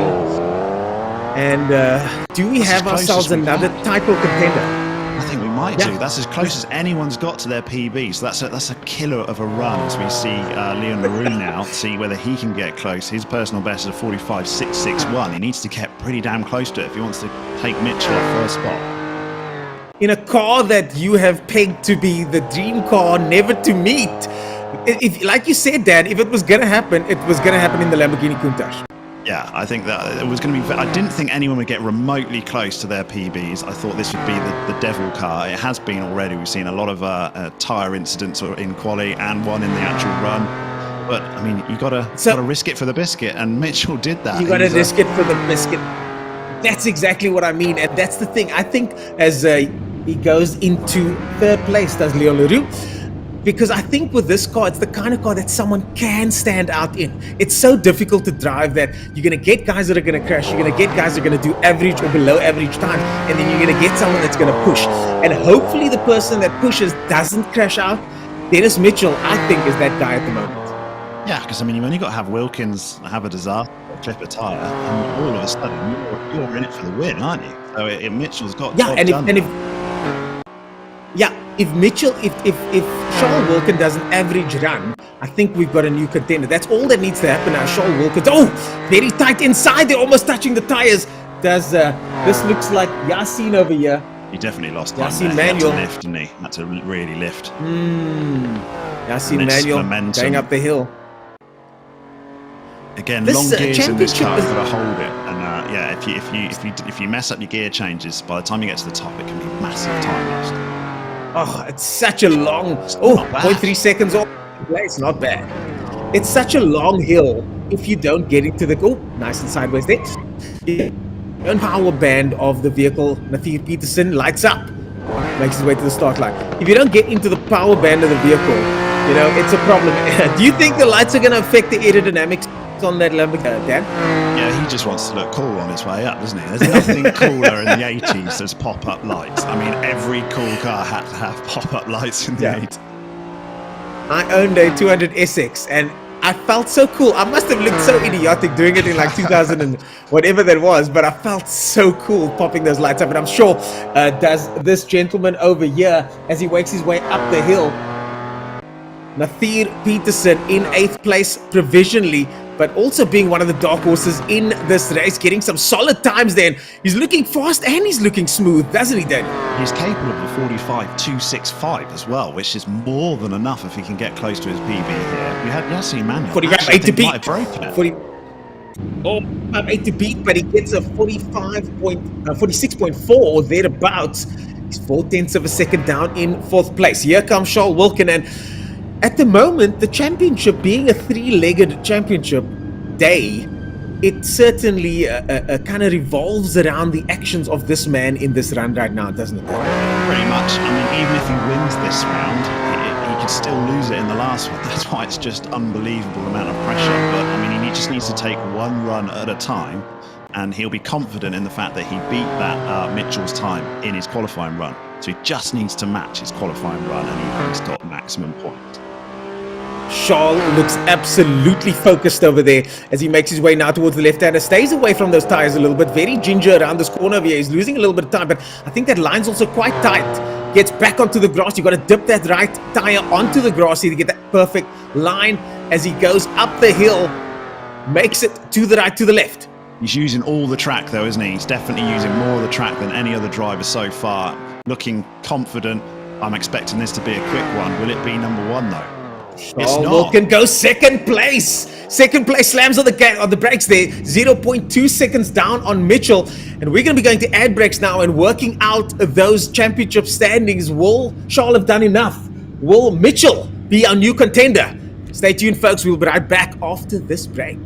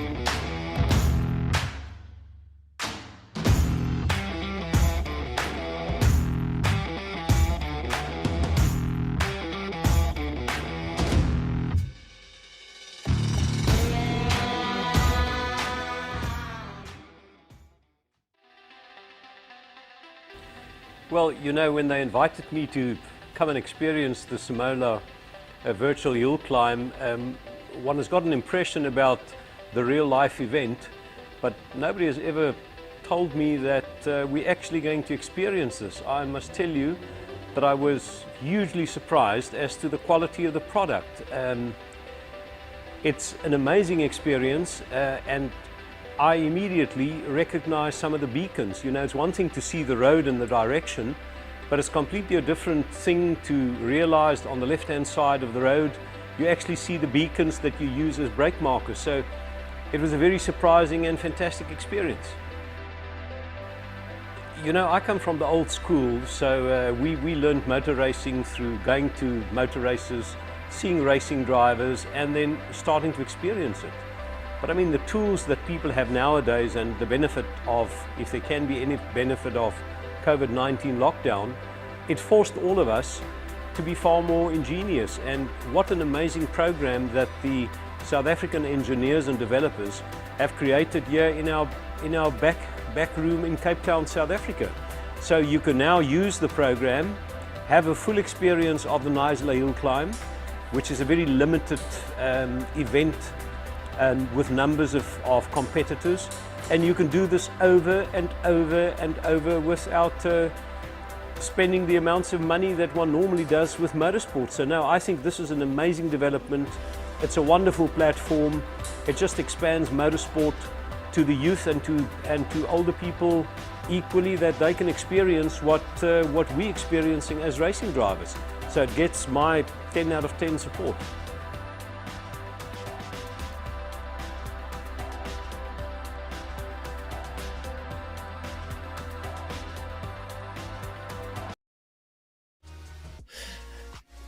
Oh, and there you go, folks. Dennis Mitchell, the man that has suddenly thrown himself into the mix, finishes off in first place with a 45.803, 12 points in the Lamborghini Countach, arguably one of the more difficult cars to drive. And this is what I was pointing to early on, Daniel. I know it sounded like a crazy thing to say at the time, but in a situation where a car is so difficult to drive, I do think that is one of the times where you could see someone just peeking out over the top. And Dennis Mitchell is that guy. Gets first place. Dan, your thoughts on that incredible second round? Yeah, he had an absolute blinder, didn't he, Dennis Mitchell? I'll tell you who else had a blinder. Yassine Manuel as well, 46.191. Look how close that is to his PB. His PB was right down there, 46.1 as well, basically. So he matched his PB, and he jumped from 8th in the seedings up into a podium spot in round 2. So that's great points. 8 points for Manuel as well. But Mitchell, what a run. Yeah. And Carl Wilkins, he's done what he's needed to do. 10 points in the bag. I think he'll be relatively satisfied with that.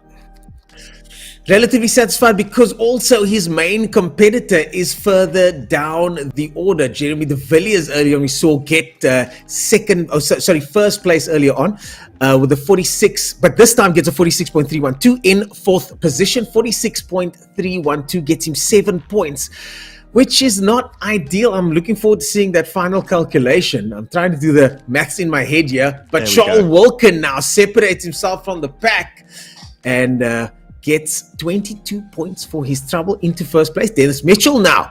Look at that. Dennis Mitchell with just 7 points in race 1 gets an entire bag for race 2. Pushes him up to 19 points with Jeremy de Villiers now. Still in the top 3 though. But Yassine Manuel, you pointed out correctly there earlier on, Dan. Yassine Manuel has now inserted himself into title contention for this classic Friday here at the Simola Virtual Hillclimb. And that's consistency. 8 points in both rounds. He's going to be pretty happy with that, I think, Yassine. But, I mean, the real difficulty with this is Charles Wilkins sits at the top. But one clip of those tyres in the Ferrari, and I'm telling you, that is easy to do in that Ferrari. We'll see it. We're going to see someone do it. I promise you, someone will do it. And that's it. You're out. You're finished. It's over. So you've got one more vital run to go. Can he keep his cool? Yeah, that P series Ferrari is just incredible. And as you said, these old school cars, these old school race cars, these old school performance cars, and cars such as this one over here, the 330P4, are just incredible cars to drive. I mean, can you imagine this weighing 792 kilograms, 450 horsepower, and a top speed of 320 kilometers an hour in something that was cobbled together way back then? Yeah, back in 1967. We're going all the way back now, but I mean, it's just an amazing shape. I just love this car, but it's more than twice the weight to power ratio than the Lamborghini, so it's in a completely different league. This thing is an animal, V12, and you've got to try and tame it up the hill. Well, the thing about cars such as these, I mean, these were the cars that the gladiators drove back in those days, Le Mans, etc. And it's for a classic day such as today, Daniel, don't you think this car kind of symbolizes exactly what a day like today is about in motorsport? I think it's a perfect choice. It's just a gorgeous looking car. I know you're a fan of the Countach, but I mean, the Ferrari for me, that I could sit and look at that all day. And in VR, it's almost like open cockpit because it's just so open. I just loved it. And you can drift that thing, eh? I'm telling you, you can drift it. It's amazing. Obviously, these guys don't want to drift it because you'll lose a hell of a lot of time. But I had immense fun. It's so manageable, even though it's got such high power for the weight of it, 792 kgs. I mean, in real life, I'd really put a downer on this car because I'm 100 kgs. So sitting in this thing, I'd probably ruin its weight distribution. But yeah, we're going to see it in the sim. Well, the drivers are going to feel that just them, that V12 engine, 4 wheels and a steering wheel. And in that car, Charles Wilkin once again proved to be the fastest in first position, with Jeremy de Villiers making up the top 2 over there. Nathier Peterson now starting to potentially show his real potential in the seeding results for this car, because he has been the dark horse. He's now inserted himself, and this could be the car where he is going into this race with confidence. Ruan Stevens, you could say the same about him. And of course, Yassine Manuel probably not having his fastest run there. I think maybe Yassine Manuel might be holding back on us a little bit there in 9th place with a 44.4. Yeah, I mean, if he does a 44.4 in his quali run, he's going to be there or thereabouts. We've seen that. These times here are nowhere like what they're managing to do in their one run split. So Charles Wilkins probably did 100 odd plus laps at least, I should imagine. And you get one that is just better than the others. You're a millimeter from the tyres every single opportunity, but you just can't do that. And he knows he can't do that, but he'll be watching Jeremy particularly. I think there may be in this last round a bit of an advantage in going last, don't you think? Especially if someone like Jeremy absolutely sends it because he's got nothing else to do and he ends up with a DNF or something. Charles Wilkins will want to try and have another confidence building quali run. I'm trying to figure out what the championship mindset is for each individual driver now. At this stage of the championship, you've got a 3-round championship happening in one day. At this stage, it certainly depends on where you're sitting on that board, is the attitude that you're going to be going into this final round width. The mentality has got to be so different for each driver. And at the end of the day, all of them want to win this thing. They all want to win this thing, and they all know that they can still win this thing. Many of them. So this third round is going to be nail-biting stuff, especially in this car. I mean, this car is just going to be wonderful to look at as well. And two guys that aren't that wonderful to look at, now appearing on your screen. Ernest Page and Daniel Haynes. We are here today with Monarch, Neisner Speed Festival, 80K, and the Kyalami 9-hour, folks. This is, of course, the Simola Virtual Hill Climb. We're a couple of minutes out. Other Daniel, his name is Daniel too, if you can believe it, folks. And yes, it's very confusing. It does for us. It's very confusing. It does get confusing. We actually had to pull ourselves aside and think, Daniel Haynes is going to have to change his name or something. We like him. We want him here. Daniel Haynes, of course, joining us for the first time for the second hill climb. Daniel, what are your thoughts so far on the Simola Virtual Hill Climb? Oh, it's brilliant. I just can't. I mean, I still don't. Usually we commentate on a lot of races. You get to this point at the end of the stream, you've done an hour and a half in, you know what's going on, and we still don't know what's going on here. We've got one run to go, and anyone could win this, and anyone could lose it as well. So I'm loving it. It's great to watch the sort of tension, not just for the drivers, but the spectators as well.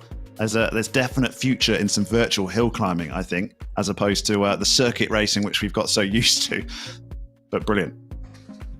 Brilliant stuff. And of course, guys, don't forget to check out our socials. We are currently running on YouTube. And of course, you can interact with us on stream. Hashtag VSH2021. VSH2021 is the hashtag for this event. So find us with that hashtag. I'm currently checking out the YouTube stream at the moment.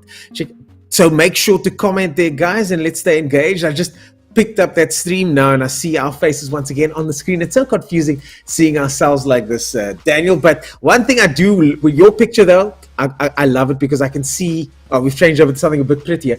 I can see your rig setup at the back. Your rig setup at the back, Daniel, man, what is that like? What is that experience like? Talk to us to the guys that might not have experienced something like that before. Yeah, I think people don't realize just how realistic you can get a simulator to be. So I use VR just for the immersion factor. I feel like I'm actually in the car. I've also got a motion rig as well. So the thing actually bounces and moves around, walks itself across the room when you hit tires. So you don't really want to be doing that. You can make yourself feel very sick very quickly. So you want to try and be smooth. But it's really getting to a point now where sim racing and real life racing has a clear transition point, and they start to merge together, and I think that's what we're really enjoying watching an event like this. Yeah, it certainly is a time now where more than ever the bridge is being gapped. I was just at an event the other day with a major manufacturer that is now stepping into the world of sim racing, and so too are many others, and Monarch 80K certainly pioneering that in South Africa. Of course, this is also in collaboration with the Neisner Speed Festival, Kyalami 9-hour. I mean, things are merging together in such an insane way. Of course, lockdown had a lot to do with that. But now we go into round 3 of the finals for the Classic Car Friday. Everything to play for as Charles Wilkin, as he goes into this reverse order, or at least the correct order before we go into reverse order. Charles Wilkin now for his qualifying. Let me get that right. Qualifying, Charles Wilkin. And in the 330, you can hear that V12 rumbling down the paddock. Daniel, I mean, can you imagine just 9 of these ready for absolute action now in the third round? I would just absolutely love to get behind the wheel of one of these. I'd be way too scared to push it because you can imagine the value of it. But yeah, in the sim world, you'd be foolish. Yeah. Oh, you really wouldn't want to even start it, would you, if you owned one? But what a magnificent looking car. And this is one where Charles, I spoke to him yesterday, and he was complaining that those front arches, you see how huge they are, and he finds it very difficult on his monitor to try and gauge how close he is to the tires. So I think he can give himself a bit more of a margin. Guys that are running triple monitor setups or VR will have quite an advantage in this car, because it's a single screen, you're looking through like a tunnel between the two arches. V12 rumble down the road. Oh my goodness, all those horsepower getting released. You can see that narrow rim steering wheel there, that Charles' virtual compatriot. Oh, looks so fast, bounces across those bumps. And you can see those bumps in action on the first corner now for the first time, as the car is much stiffer and poised. Charles' line there, very interesting compared to some of the other drivers as he drifts out of that left-hand sweeper now, making his way up to the second half of the circuit. I mean, I think this car looks fast even when it's not going. I mean, it really is. It's so streamlined, and he's working his way through the top sections. This is just a confidence-building run, a little bit like the last round in the Countach. But the only saving grace Charles got is he doesn't need to win this round. 43-1. That's actually Charles not quick. with 43-1 there. But the car was sliding all over the place there. He did cross the line very, very sideways, did Charles Wilkin. And said they're not his fastest time by a long shot, but still early days. His best time in that car was a 41. So Charles Wilkin gets a 41.6 as his best, a 43.1, so 1.5 seconds off. But we know it's easy to lose 1.5 seconds on this hill. You make one mistake at the bottom of the hill, and there you go. Yeah, that's so easy. Jeremy now has got to just full-on send this, hasn't he? Because he didn't finish where he wanted in the Countach. This is his opportunity. He needs to win this round, basically. So this is a cold run in qualifying to try and set him up for his main run, and whether he can actually do it, nail it in the final go. A win or nothing for Jeremy. The cars do get tire warmers, so the tire's not completely cold, but certainly the drivers are. They just got to get in the car, start the engine, and off they go. I mean, the mental state and fortitude that it takes to be able to do that is just incredible. As Jeremy makes his way across the finish line there, 43.3, but still quite a bit slower is Peterson now. Putting up, but a little bit slower is Jeremy, but that, as we mentioned, is still only round one. That is still obviously, only qualifying. They're further away from their PBs than any other car so far. Maybe not to be unexpected, because just how quick this car is and the power to weight ratio. It shows you how much they can carry speed if you absolutely nail it, though. It looks shatteringly fast, and that's the thing about Assetto Corsa that makes it so difficult, is that pushing a car to that point where only few drivers can go is actually very difficult. I'm really looking forward to watching an Audi R18 go up here on Sunday. My word, that's going to look like a spaceship. Because this it's going to look like somebody's hit the fast forward button. Yeah, 100%. I mean, the jump from this to the Countach was just incredible. Oh, so close there. So close goes Peterson. Gets 3/10 off the pace over there. But Peterson, that exit, that final corner, that final crossing of the line is so dangerous. I felt it in these cars as they work their way and slide to the left of the circuit. It's so tricky to cross the line. I mean, even with a perfect run, you can still crash into the finish line, which results in a DNF. So these drivers are under extreme pressure at the moment. So we've got Rowan Stevens is up next, and yeah, now we're starting to see these faster cars go up the hill. We're starting to really gauge the bumpiness of this. You can see the car squirming around, as you say, and you're starting to see the car moving about, and that's the bumps in the surface. So it makes it much more difficult if one of those just unsettles the car more than what you're expecting. But I think these guys have done so many laps at this point, they'll be familiar with every bump on this hill. Yeah, every single bump on this hill is calculated, counted in. Of course, the drivers aren't allowed to make any setup changes. These cars are exactly the same. So this is effectively a one-make series with no setup changes. I don't even think they're allowed to change tire pressures, Daniel. Nothing can get changed with the car. You drive the car, run it as you bring it. Well, the first two, you can't change anything. This one, you can at least change the brake bias. So they might possibly be adapting the brake bias to something that makes them feel a little bit more comfortable. But that's basically it. You can't change anything else. Morna Deploy now on his way out with Charles Wilkins still on top spot. Morna Deploy saw some serious pace from him over the course of this competition.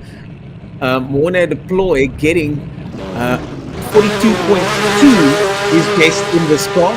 If he gets anywhere near his best, 42.2, he could see himself into a top position here. Morna Deploy running a little bit wide there, a bit of oversteer. The car tucks in tight there. But, you know, your best in seeding don't really count for much. I mean, I can say myself, I did a pretty good time in the first round of this competition, but to beat that time was just so incredibly difficult there. Yeah, if you only had one run, how far off do you think you get on your PB? I think that's basically what this is all boiling down to today, isn't it? How close you can actually get to your quickest time. Yes, 100%, and that's just what this kind of racing is all about.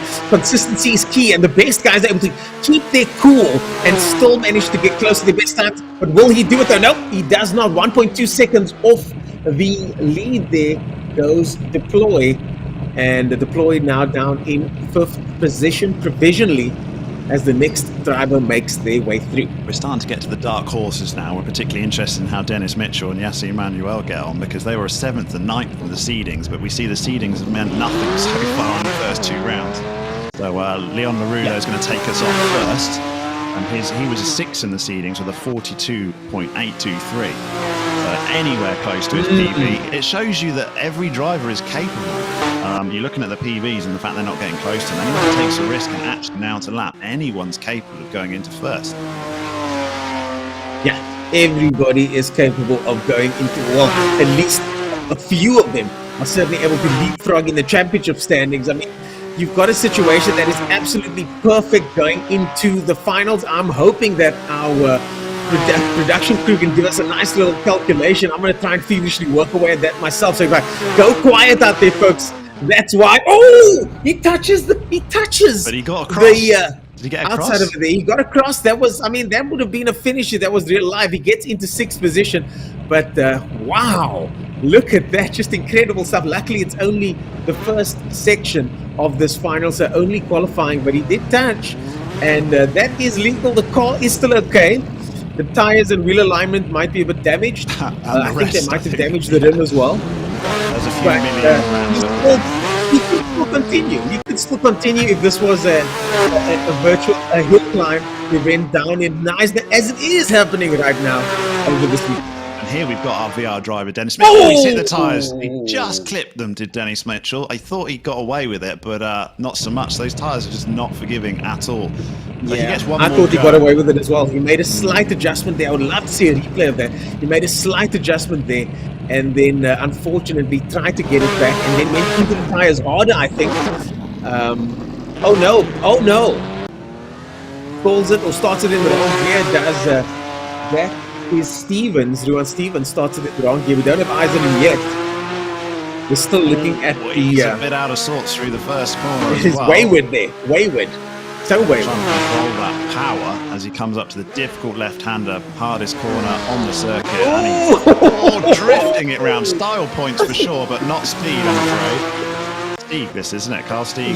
Drifting up a hill loses you so much time because the car's slowing down. As you can see there, the car slows down up the hill and spins it out there. The Stieg. Oh, he should finish. No, he jumps it out and unfortunately doesn't finish. But man, that looked so expensive. It looked almost expensive, didn't it? Yeah, it was good almost, fun, but it's not. It looked it's good not fun, quick. Yeah, but I mean, I would imagine times. He's not posting times, but just put yourself in the position of a guy spinning out the car like that. I mean, that moment must be absolutely terrifying. To save it. But unfortunately, this time, what doesn't get saved is a time for our man, the Steed. But Yassi Emmanuel now is going to take us up, and he's been getting very close to his personal best in the previous rounds. He's been outstanding competitor so far. It's got him up into 3rd spot, hasn't it? We've seen him being very, very consistent. And this is looking like a clean run as well here from Manuel. And he's looking a bit similar to Charles Wilkins' line earlier on through that one section. Many of the guys taking a slightly earlier turn in there, or at least later turn in there. Charles Wilkins, and looks like Yassi Emmanuel taking a slightly earlier turn in there as he crosses the line safely. Gets on top of the standings! 42.7 in qualifying. He's been sandbagging, hasn't he? Look at his personal best. Wow. Yassi Emmanuel, he is our dark horse here. And we're going to be going to ads now, folks. This is it from us for now. We'll be right back after this with the final round of this Classic Golf Friday. Well, you know, when they invited me to come and experience the Simola virtual hill climb, one has got an impression about the real life event, but nobody has ever told me that we're actually going to experience this. I must tell you that I was hugely surprised as to the quality of the product. It's an amazing experience, and I immediately recognized some of the beacons. You know, it's one thing to see the road and the direction, but it's completely a different thing to realize on the left-hand side of the road, you actually see the beacons that you use as brake markers. So it was a very surprising and fantastic experience. You know, I come from the old school, so we learned motor racing through going to motor races, seeing racing drivers, and then starting to experience it.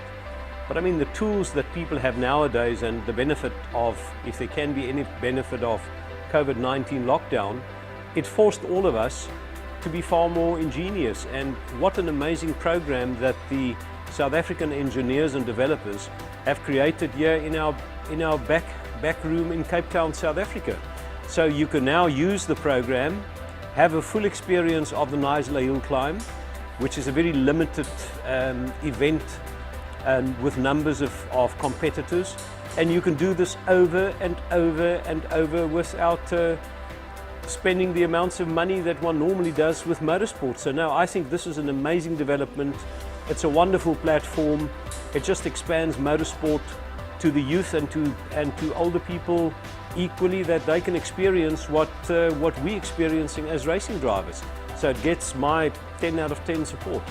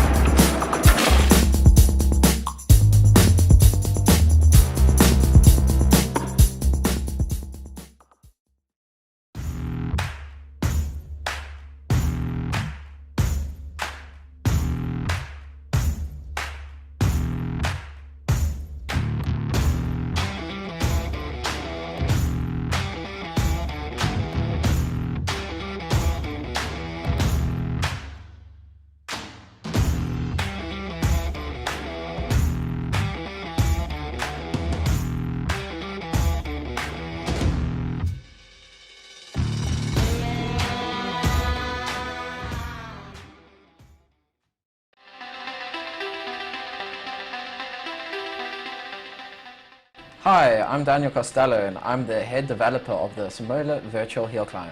So an initial basis of trying to detail the terrain was importing a Google Maps API for the latitude and longitude as well as the heighting.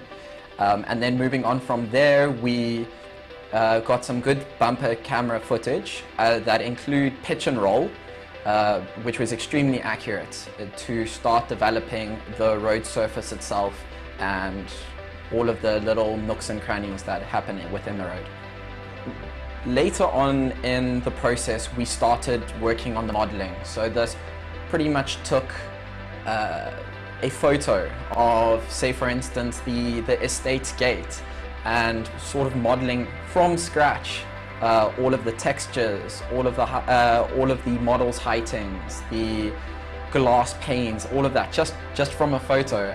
So that definitely took a while, as well as making from scratch the humans and the buildings, and it was quite intense within a 3D modeling space.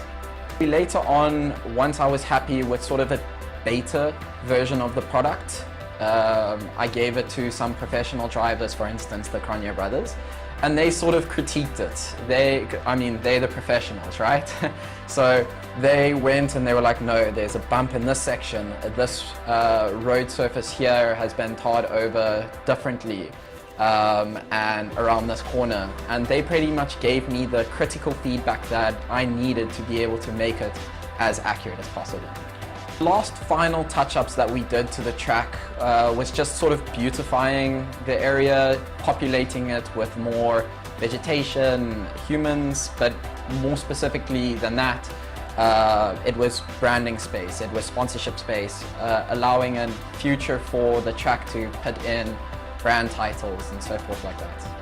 You guys enjoy the track that we built here at Monarch, and I hope you guys have fun.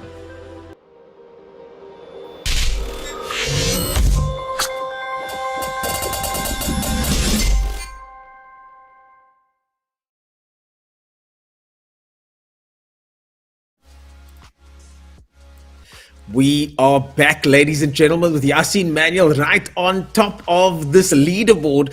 This, of course, the qualifying round, our third round in the Ferrari 330 P4. He gets a 42.7 for his trouble, 0.4 of a second or so ahead of Charles Wilkin, who is our championship leader at the moment. Jeremy de Villiers third in the championship and also third on these qualifying results with Nathir Peterson, who currently finds himself way down in the championship order, but higher up in fourth place over here. This is absolutely wide open over here at the moment. We said earlier on, Daniel, that the top four guys are going into this final with a chance. Yassine Manuel in fourth position in the championship at the moment with 16 points. He is going into this final at the top of the log. He could turn things around quite easily if he gets 12 points. And Charles Wilkin, Dennis Mitchell have some bad luck. What are your thoughts going into the final? Well, Yassine Manuel is just full-on sandbagged in this Ferrari because his PB, he was slowest in his seeding times, 44.4, and then he goes and posts a 42.7 in his one quali run. I mean, that's just crazy. We've not seen that in any other vehicle.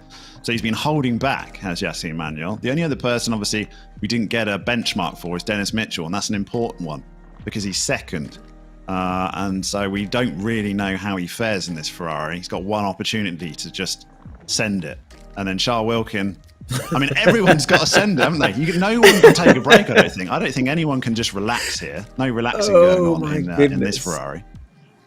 My nervous laugh is in full effect at the moment because these guys now have to, as you said, this is it.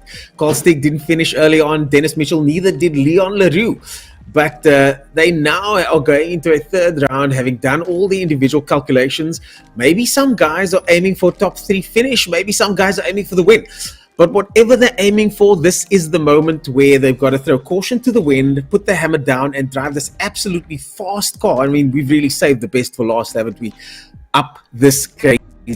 Yeah, it looks awesome. Dennis Mitchell is going to go out early. If he can post a benchmark time, that's going to put fear into their other drivers that are trying to go for the win. So Wilkins and Manuel especially. So Dennis Mitchell's got an opportunity to scare out his opposition by going early. That's what way he wants to look at it. Well, Dennis Mitchell in second position in the championship with 19 points. So he's just 3 points behind Charles Wilkin. So the battle really is closely between Charles Wilkin and Dennis Mitchell by 2 points. Further 2 points back is Jeremy de Villiers, and another 1 point behind him is Yassine Manuel. We are 15 seconds out from the start of the third round of the Simola Virtual Hill Climb. Folks, your championship contenders today all lining up thanks to Monarch, Neisner Speed Festival, 80K, and Kailami 9 Hour. And don't forget to check out our socials. You can go to our hashtag, which is VSH2021. Here we go, folks. This is the start of round 3 as the Stig, as he's known, Carl Stig, makes his way to the start line. Carl Stig not on pace in some ways, but also having some technical issues there. The rest of the field battling it out, but Carl Stig now wanting to, I'm sure, get a solid run to end off on a high. Anything now would be a model victory for Carl Stig. Exactly. Yeah, he just wants to get to the top. I'm trying to avoid those technical issues. Trying a bit of pride here in this run, I think, from Carl Stig, and it's looking good so far in the early sections. looking good so far. Go on, Carl. Just a couple more corners to go. Brakes nice and early there. Bit of an early turn in there. Make some adjustments on his way through. We saw on the lines here are so different depending on Carl's thing now. Looking good in the third round. Takes it a bit shallow there, though. Yeah, I think he's still a little bit cautious, but he just wants to try and finish a run, and it'll be good to see him getting a time on the board because he missed out in the Countach. He's keeping the Ferrari pointed, and he does get a time on the board. 45.394. Carl Stig gets across the line with a 45.394. A little bit slower than his personal best, but he gets across the line nonetheless, and that's got to count for something in an environment where one tiny mistake sees you sitting on the side of the circuit with your helmet in your hand. Dennis Mitchell now lining up on the start line, seeded number 4, 355 points. Let's see how he does in the Ferrari with those Firestone tires lit up on the start line. This is going to be a really important run. Dennis Mitchell, second so far on our leaderboard, and he messed up. He drifted wide here in the qualifying run. Is he going to do it again? Oh, look how close that was. So close to the tyres, but he managed to keep it this time. This could be quick. If he sets a benchmark time, this could put a bit of fear into our other competitors coming later. Well, Dennis Mitchell certainly putting it all on the line here. He's got to do that, doesn't he? Dennis Mitchell currently all the way down in the standings. But second place, Dennis Mitchell in second place, 3 points, 2 points behind, 3 points behind Charles Wilkin. And he's got everything to play for here in the finals, does Dennis Mitchell. We saw early on he didn't make it to the finish line. This time he does, though. Across the line with a 43.312. 43.312 for him. And that compared to his earlier run of 42.896 is not too shabby at all. It's not, but I don't think it's going to be enough, is it? I mean, we saw quicker from Manuel, and did we also get Charles Wilkin beating that time? It might not be enough from Mitchell, but it's over. He can relax. He's the one driver that can relax, and he can still get a podium. So we'll see how it goes. He needs the other competitors to actually like DNF at this point, I think, Wilkins and Manuel. Jeremy de Villiers is the person that he's now competing against, but at the moment we're looking at Leon Leroux, who currently has 9 points joint, 9 points with 5, 6, 7, and 8th position in the championship. So he's going to go for a top 5 position is what Leon Leroux is fighting for at the moment. He is fighting with 4 other drivers, all vying for that spot, with Carl Stig down in 6th place or 9th place, but these guys are all joint 5th position. And obviously we're looking at the personal best of these guys that are lower down, not fighting probably for the win, but they can actually take points off some of the other guys. So they're still important that they finish a run, and they can affect the results, because a PB can get you right up there. In fact, the PB from that was only a 10th backflip from Mitchell. So this could actually take points off of other drivers, you see. 34. Yes, exactly, because it's a points battle at the moment. 43.4 is his time over there, is Leon Leroux. Leon Leroux's best time in this car is a 42.8. So not too shabby, 0.6 of a second off. And I mean, I think it might be easier for certain guys with not the fastest time to get closer to their time, isn't it? I mean, that's a sliding scale, isn't it? Yeah, you to be on the absolute edge, to be on the absolute ragged edge of what's possible in a car, I mean, it must be so difficult to repeat that. And you've got guys like this out here trying to get that every single lap with Morne deploy. Makes his way up. He's had a little bit of bad luck this last 2 heats, but this time a lot of these guys looking to shake off some of that bad luck to get a solid run in the finals.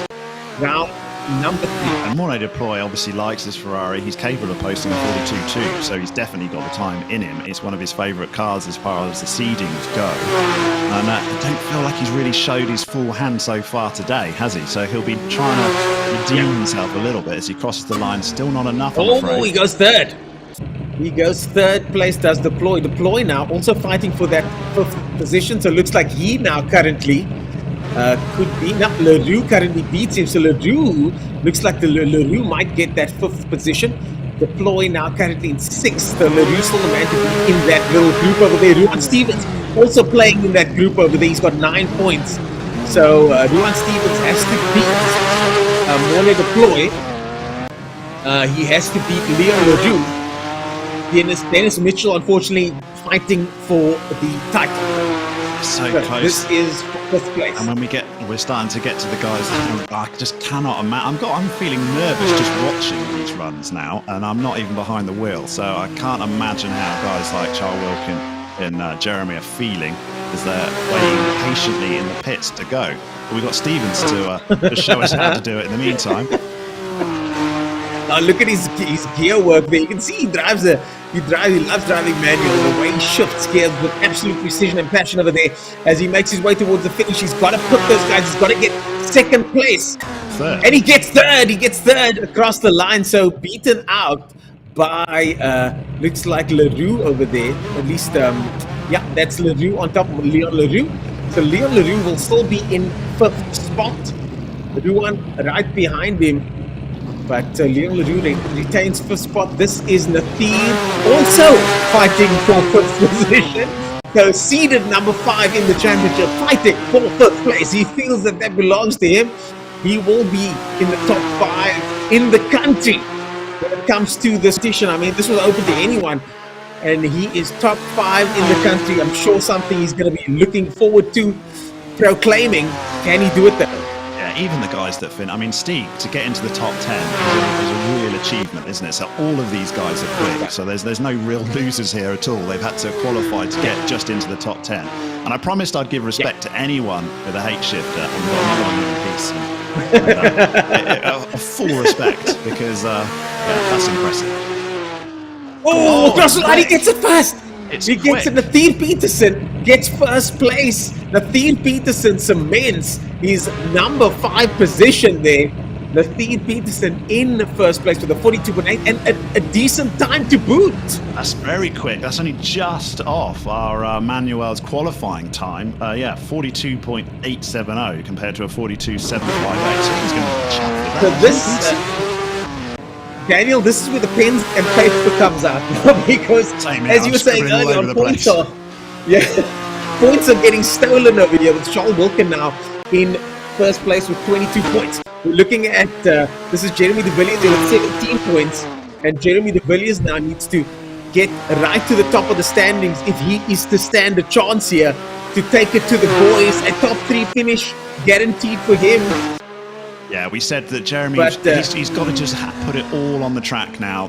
You've got to take the risks. Jeremy needs a win. A little in bit this slow. round. I think he's going a little bit slow through there.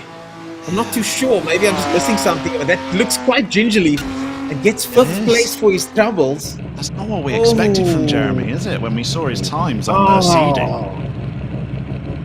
Jeremy Stevens there.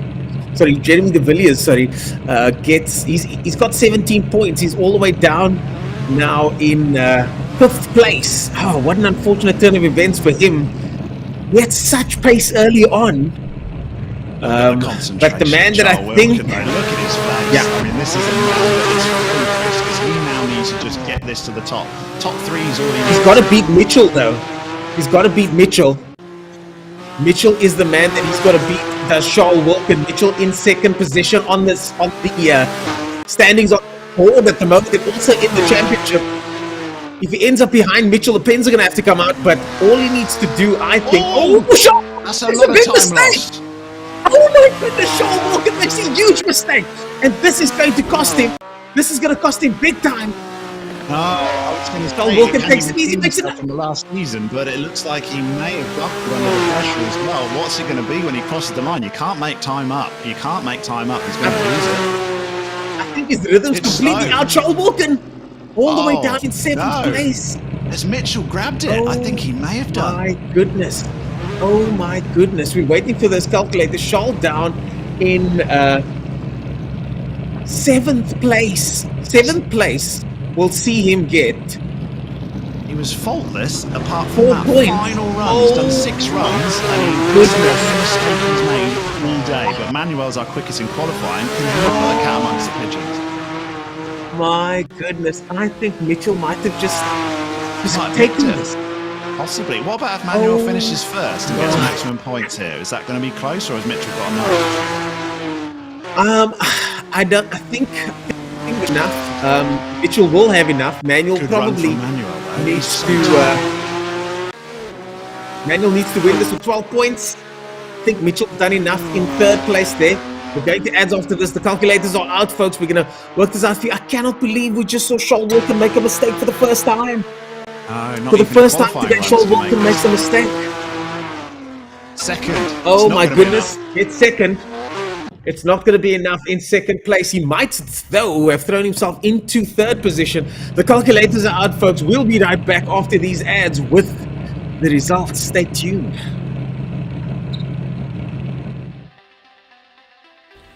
Well, you know, when they invited me to come and experience the Simola virtual hill climb, one has got an impression about the real life event, but nobody has ever told me that we're actually going to experience this. I must tell you that I was hugely surprised as to the quality of the product.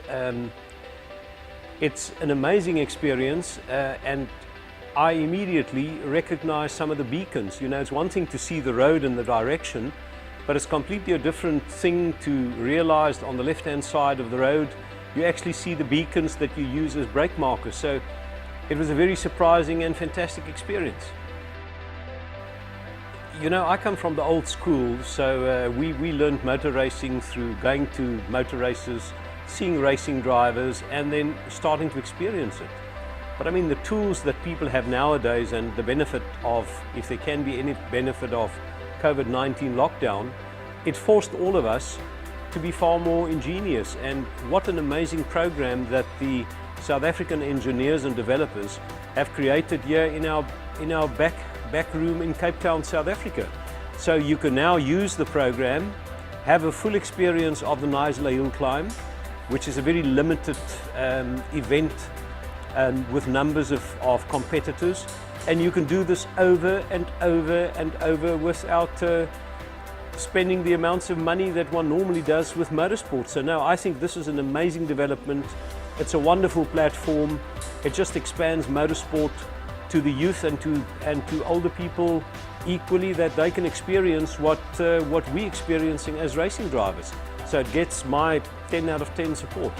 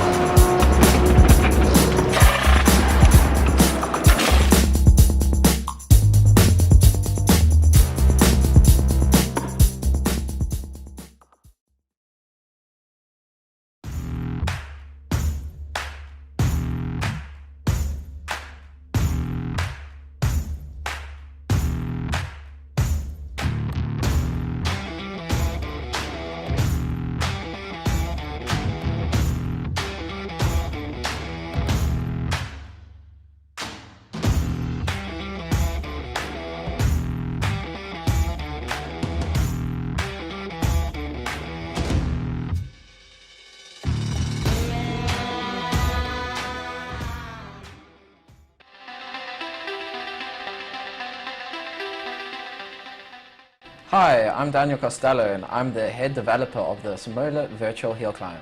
So an initial basis of trying to detail the terrain was importing a Google Maps API for the latitude and longitude as well as the heighting. And then moving on from there, we got some good bumper camera footage that include pitch and roll, which was extremely accurate to start developing the road surface itself and all of the little nooks and crannies that happen within the road. Later on in the process, we started working on the modeling. So this pretty much took a photo of, say for instance, the estate gate, and sort of modeling from scratch all of the textures, all of the model's heightings, the glass panes, all of that, just from a photo. So that definitely took a while, as well as making from scratch the humans and the buildings, and it was quite intense within a 3D modeling space. Later on, once I was happy with sort of a beta version of the product, I gave it to some professional drivers, for instance, the Cronje brothers, and they sort of critiqued it. They're the professionals, right? So they went and they were like, no, there's a bump in this section. This road surface here has been tarred over differently and around this corner. And they pretty much gave me the critical feedback that I needed to be able to make it as accurate as possible. The last final touch-ups that we did to the track was just sort of beautifying the area, populating it with more vegetation, humans, but more specifically than that, it was branding space, it was sponsorship space, allowing a future for the track to put in brand titles and so forth like that.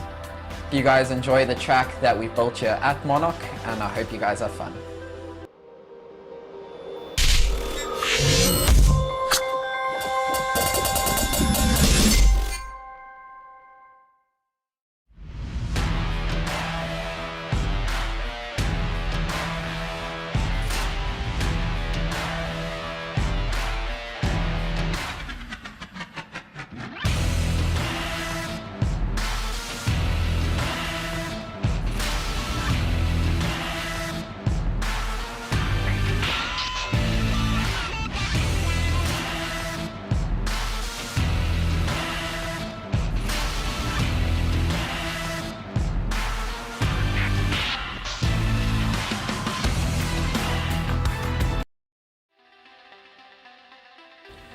Well, you know, when they invited me to come and experience the Simola virtual hill climb, one has got an impression about the real life event, but nobody has ever told me that we're actually going to experience this. I must tell you that I was hugely surprised as to the quality of the product.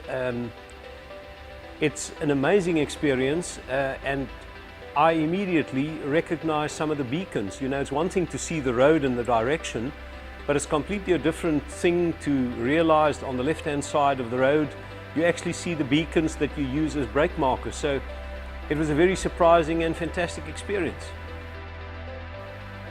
You know, I come from the old school, so we learned motor racing through going to motor races, seeing racing drivers, and then starting to experience it. But I mean, the tools that people have nowadays and the benefit of, if there can be any benefit of COVID-19 lockdown, it forced all of us to be far more ingenious. And what an amazing program that the South African engineers and developers have created here in our back room in Cape Town, South Africa. So you can now use the program, have a full experience of the Knysna Hill Climb, which is a very limited event with numbers of competitors, and you can do this over and over and over without spending the amounts of money that one normally does with motorsport. So no, I think this is an amazing development. It's a wonderful platform. It just expands motorsport to the youth and to older people equally, that they can experience what we're experiencing as racing drivers. So it gets my 10 out of 10 support.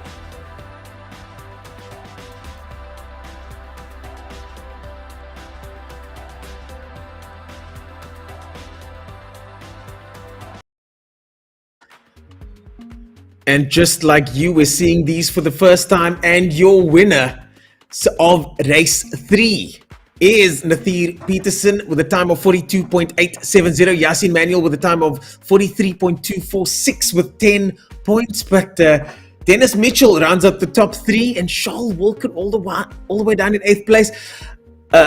Daniel, I want to see those championship standings now. I want to know exactly what happens. I've got my calculator out. I've got the page in front of me here with the numbers, but I want the folks out there to see it as well. I mean, 22 points is what Charles Wilkin went into this with. He only gets 3 extra points, which puts him on 25 points. Dennis Mitchell, however, gets 8 points, and he was on 19, so he is now on 27 points.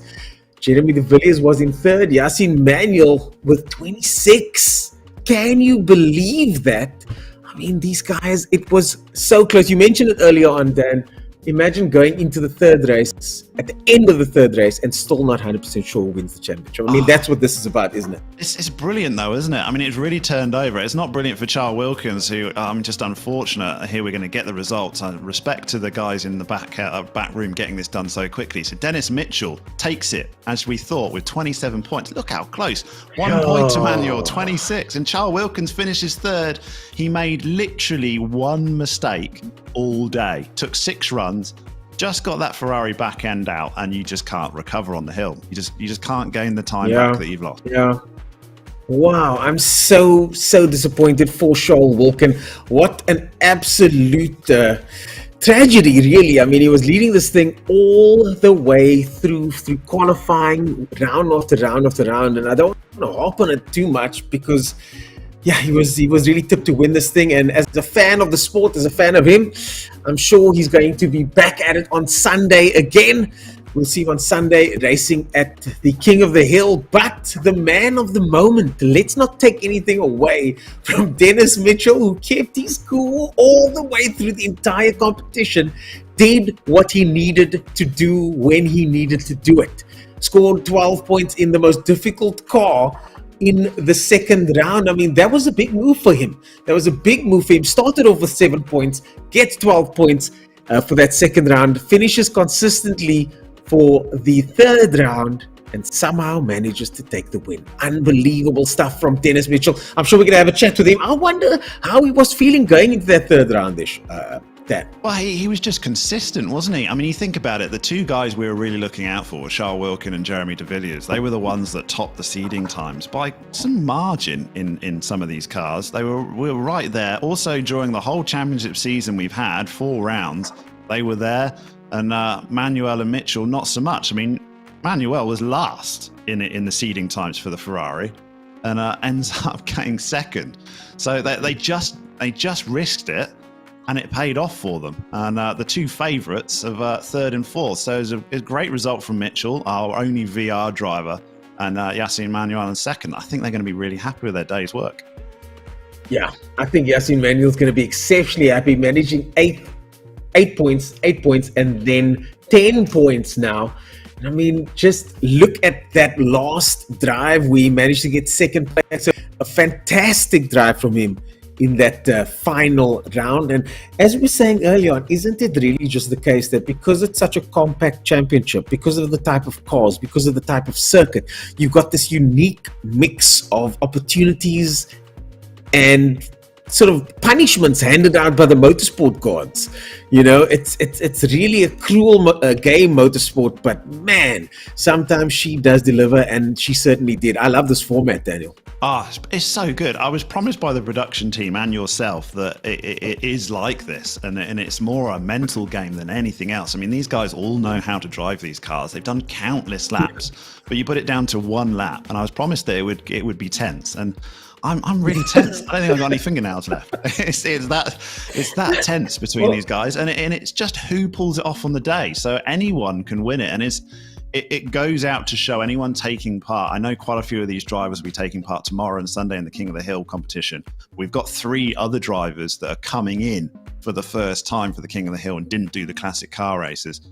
I wonder whether they'll be at a disadvantage now because they haven't had this sort of bit of practice dealing with the mental mind games that are going on and trying to have one chance to deliver. Interesting that again is what Charles Wilkins certainly could take with him into Sunday's race, is that just like early on we saw some of the guys making mistakes in their practice runs, could this be a practice run for certain drivers? You know, I certainly think that some of these drivers are going to want to use this as a practice run because that would be that's the smart thing to do. You know, you've got to take from this what you can. And geez, man, I think these drivers certainly are trying to do exactly that. Charles Wilkin in third position over there. In second place, Yassine Manuel with 26 points. In first place, Dennis Mitchell I can't wait to talk to Dennis Mitchell to hear the Dennis Mitchell story. What is the Dennis Mitchell story? Yeah, maybe we'll get to see his face as well, because we've only seen him with a pair of goggles on so far. So we didn't get to see the concentration in his eyes like we did with the other competitors. But maybe, I do actually find, because I drive in VR, because it blocks everything else around you and you're just in the car, I find it, maybe it's an advantage in how being able to focus, because you're not worried about stuff going on about. There we go, Dennis Mitchell looking awesome in front of his Ferrari. And yeah. We're waiting for Dennis Mitchell to join us, and I'm sure he'll be joining us very, very shortly.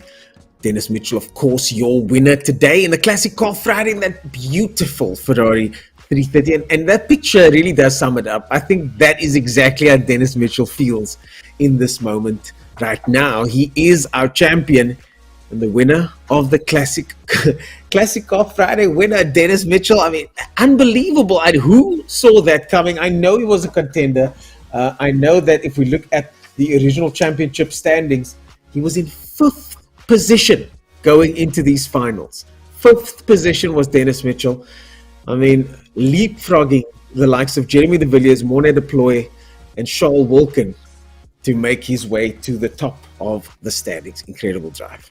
But in the 3 runs that actually counted, that's what he put down. And I mean, that's what's so unique about this Simola virtual hill climb, or just the Simola hill climb in general, is that it's such a short run that if you make a mistake, I mean, you go Pikes Peak or Washington hill climb, you make a mistake, you've got 5 minutes or so to try and make that back. But here, we saw Charles Wilkin make 1 mistake and it's curtains for him, absolute curtains. So there's more pressure on a short climb than anything else. Yeah, Charles Wilkin competing on Sunday, Ruan Stevens as well competing on Sunday. So hopefully they can take from this and learn something as we wait for our winner to join us. But highlight for me, seeing the Countach in action. Low light for me is seeing the Countach crashing so many times. Yeah, I think that was inevitable, though. I think it's the hardest car of the hardest car of the weekend for me. I mean, tomorrow and Sunday we're moving into something completely different. We're going basically full race cars, downforce, everything. Yeah. The speed will get insane. You said you'll much prefer the classic cars because you're a bit more sort of familiar with the normal car driving. I've obviously spent more time drive in them, the race certainly. cars. Yeah, to drive them because of just the feel and the style that I'm used to driving at. But when it comes to as a fan of, I'm definitely more of a fan of modern racing, downforce racing, high speed stuff. Let's go as fast as is absolutely possible with the technology at our disposal. And that's kind of what we're going to see this weekend. We've got an Audi in the mix there. I know that is one of your favorite cars. What are your thoughts on what's happening on Sunday? Yeah, we got some great cars to go through. We've got a whole load of GT3 cars which are going to be super familiar to a lot of sim racers because sim racing GT3 is a staple. So they would have had a lot of time under their belt on those cars anyway, on all sorts of circuits. So I'm expecting some very, very competitive times. And then we just go to stuff that, let's be honest, because we're in the virtual world, we can take a few liberties, and an Audi R18 up Simola Hill Climb is probably the biggest liberty you could ever take, because I'm not 100% sure that car could even get up Simola Hill Climb, but we're going to see it on Sunday, so that's something massive to look forward to, and that's going to look like a fighter, a jet fighter going up the hill. I can't wait to see it. We have to try. And the Audi R18, of course, from 2011, the Le Mans prototype LMP, and what a car, probably one of the most iconic race cars ever, certainly from that era of a time when Audi was dominating. But we're going to see that car in action with all those GT3 cars. We're waiting for our winner to join us. And Dennis, are you with us yet? I don't see him in the production room. I do see him on screen though, and with his hands raised up. Dennis, for a good long time, isn't he? There we go. Dennis, is that you? Are you with us? Yes, I am. Can you hear me? Yes, I can hear you. Awesome stuff. Can you hear us? I can. Thank you. Yes. Awesome. Welcome to the virtual commentary booth. We are excitedly waiting for the man that qualified 5th in the championship came to this event very much under the radar, at least from myself, and now stands arms raised as the winner. How does it feel to win the Classic Car Friday Simola Virtual Hill Climb? You did it. Well done. It's a shock. I did not expect that. I mean, I was amazed when I got the first place in the second round. I thought, well, maybe I'll get a third if I'm lucky. And then in the qualifying for the final one, I hit the barrier, and I thought, oh well, I'll just do what I can. Anyway, somehow managed it. I think it's your demeanor that certainly is the reason that you were able to put this together, because you seem calm. I mean, Dan, look at this man. Look at how calm he looks.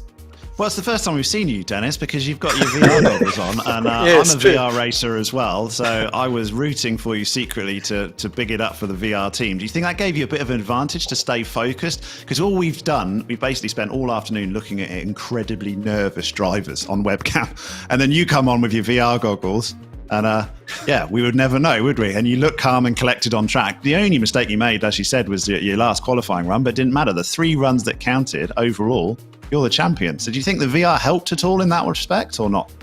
I think it does, because you're focused on what you're doing and you don't have the outside interference. So sometimes it does, but sometimes it's a negative. So, for example, in the one run, my steering didn't feel right, so I had to jump out. I can't just hit a keyboard shortcut and do things. I've got to get out of VR. So, but for the most part, I think it's a benefit. Well done. I think we're all pretty proud of you, and you're going to be proud of yourself. It just shows you, though, that with only 3 runs, anyone's game, isn't it? So we're looking forward to Saturday and Sunday as we go into the King of the Hill. But I mean, the favourites are no longer the favourites when you've just got to nail it on one opportunity. You haven't got hundreds of chances like you had over the championship and the seeding round. So, I mean, were you pleased with obviously you must be pleased with the result, but were you pleased with your time? So do you think it was good enough when you crossed the line, getting close to your PBs? Actually, in the final one, I didn't, because between the rounds, I jumped out and did some practice, and I did a mid 42, and I thought, okay, if I can maybe get a high 42, I'll be in with a shot. But then I got a sort of a lowish 43, and I thought, no, that's not going to be good enough, and yet somehow it was. So it's just a shock. You never know with guys like Scholl. Obviously had a very bad run at the end. He would have, I'm sure, won if he had his final run in, but yeah, it's the smallest mistake here, and it penalizes you. Dennis, definitely. you scored 7. Dennis, you scored 7 points for that first race. You scored 12 points for that second race. When you ended race 2 in second position, what was your mindset going into the final round? Well, I certainly didn't think it would end like this. I was maybe thinking possibly a podium, but top 3 was kind of where I was thinking is realistic. But yeah, reality changed. Insane. I definitely think your demeanor is what pushed you through to the end, because all of us in the production team were, as Dan pointed out, biting his nails. And I mean, I quit biting my nails a couple months ago, almost relapsed today. And it was literally nail biting stuff. So you kept your composure out there. You did a fantastic job out there. And you are our champion for the Simola Virtual Hill Climb Classic Car Friday. Congratulations, my friend. Thank you all so much, and thank you everyone that's made this possible. You guys have been amazing. Yeah, well, amazing is what you did today, my friend. That was an incredible performance. Ladies and gentlemen, that was our champion today, Dennis Mitchell. Congratulations once again, Dennis, and thanks for joining us here in the booth. Folks, we are going to wind things down here at the Monarch Simola Virtual Hill Climb, powered by ATK Kyalami 9 Hour, and of course, the Simola that is Simola Hill Climb that's actually happening right now. Daniel, are you going to pop over to that stream later and give it a watch? The real hill climb is apparently there's already a couple of cars on their lids. There was one car on its lid. I just got the message, so I'm keen to see what's happening on that side. Yeah, just about to say, so what now's exactly your opportunity. Happened? It was like a 1970s Lotus that completely lost it, went up the banking, flipped over, and it's now a convertible. So not what you want to do in a classic car, goodness. But it's I'm really enjoying it. It's streamed live, so everyone now you finish watching the virtual one, jump on board and watch some of these classics cars. There's some stunning cars there. I've got to get down there next year. If we can go, I'm 100% got to get to Nice Hill Climb. Well, I'm 100% for that. we are going to be wrapping things up. I was joined by Daniel Haynes. Cracking job, my friend. From your side, any closing words, any highlights today? Final thoughts? There's plenty of highlights. I need a little bit of time to relax and calm down, but it sets it up lovely for this King of the Hill competition as we start going into the really, really fast cars over the weekend. So yeah, I'm thoroughly enjoying the weekend. Looking forward to seeing the real cars go up as well on stream, and then we'll join back in the virtual world to see some of these absolute beasts battle the hill.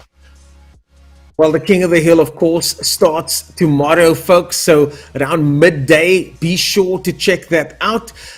We race at around 12:40 will be the qualifying race for round 2. We start at about 12 o'clock. Apologies, we start at 12 o'clock tomorrow. So be sure to join us for this Saturday and Sunday. My name is Ernest Page, and this, of course, is the virtual Simola Hillclimb powered by Monarch Neisner Speed Festival, 80K and Kailami 9 hour. My name is Ernest Page, joined by Daniel Haynes. We'll see you guys tomorrow at 12. Till then, have a wonderful day, and don't forget to check out the real world hill climb happening right now. We'll see you tomorrow.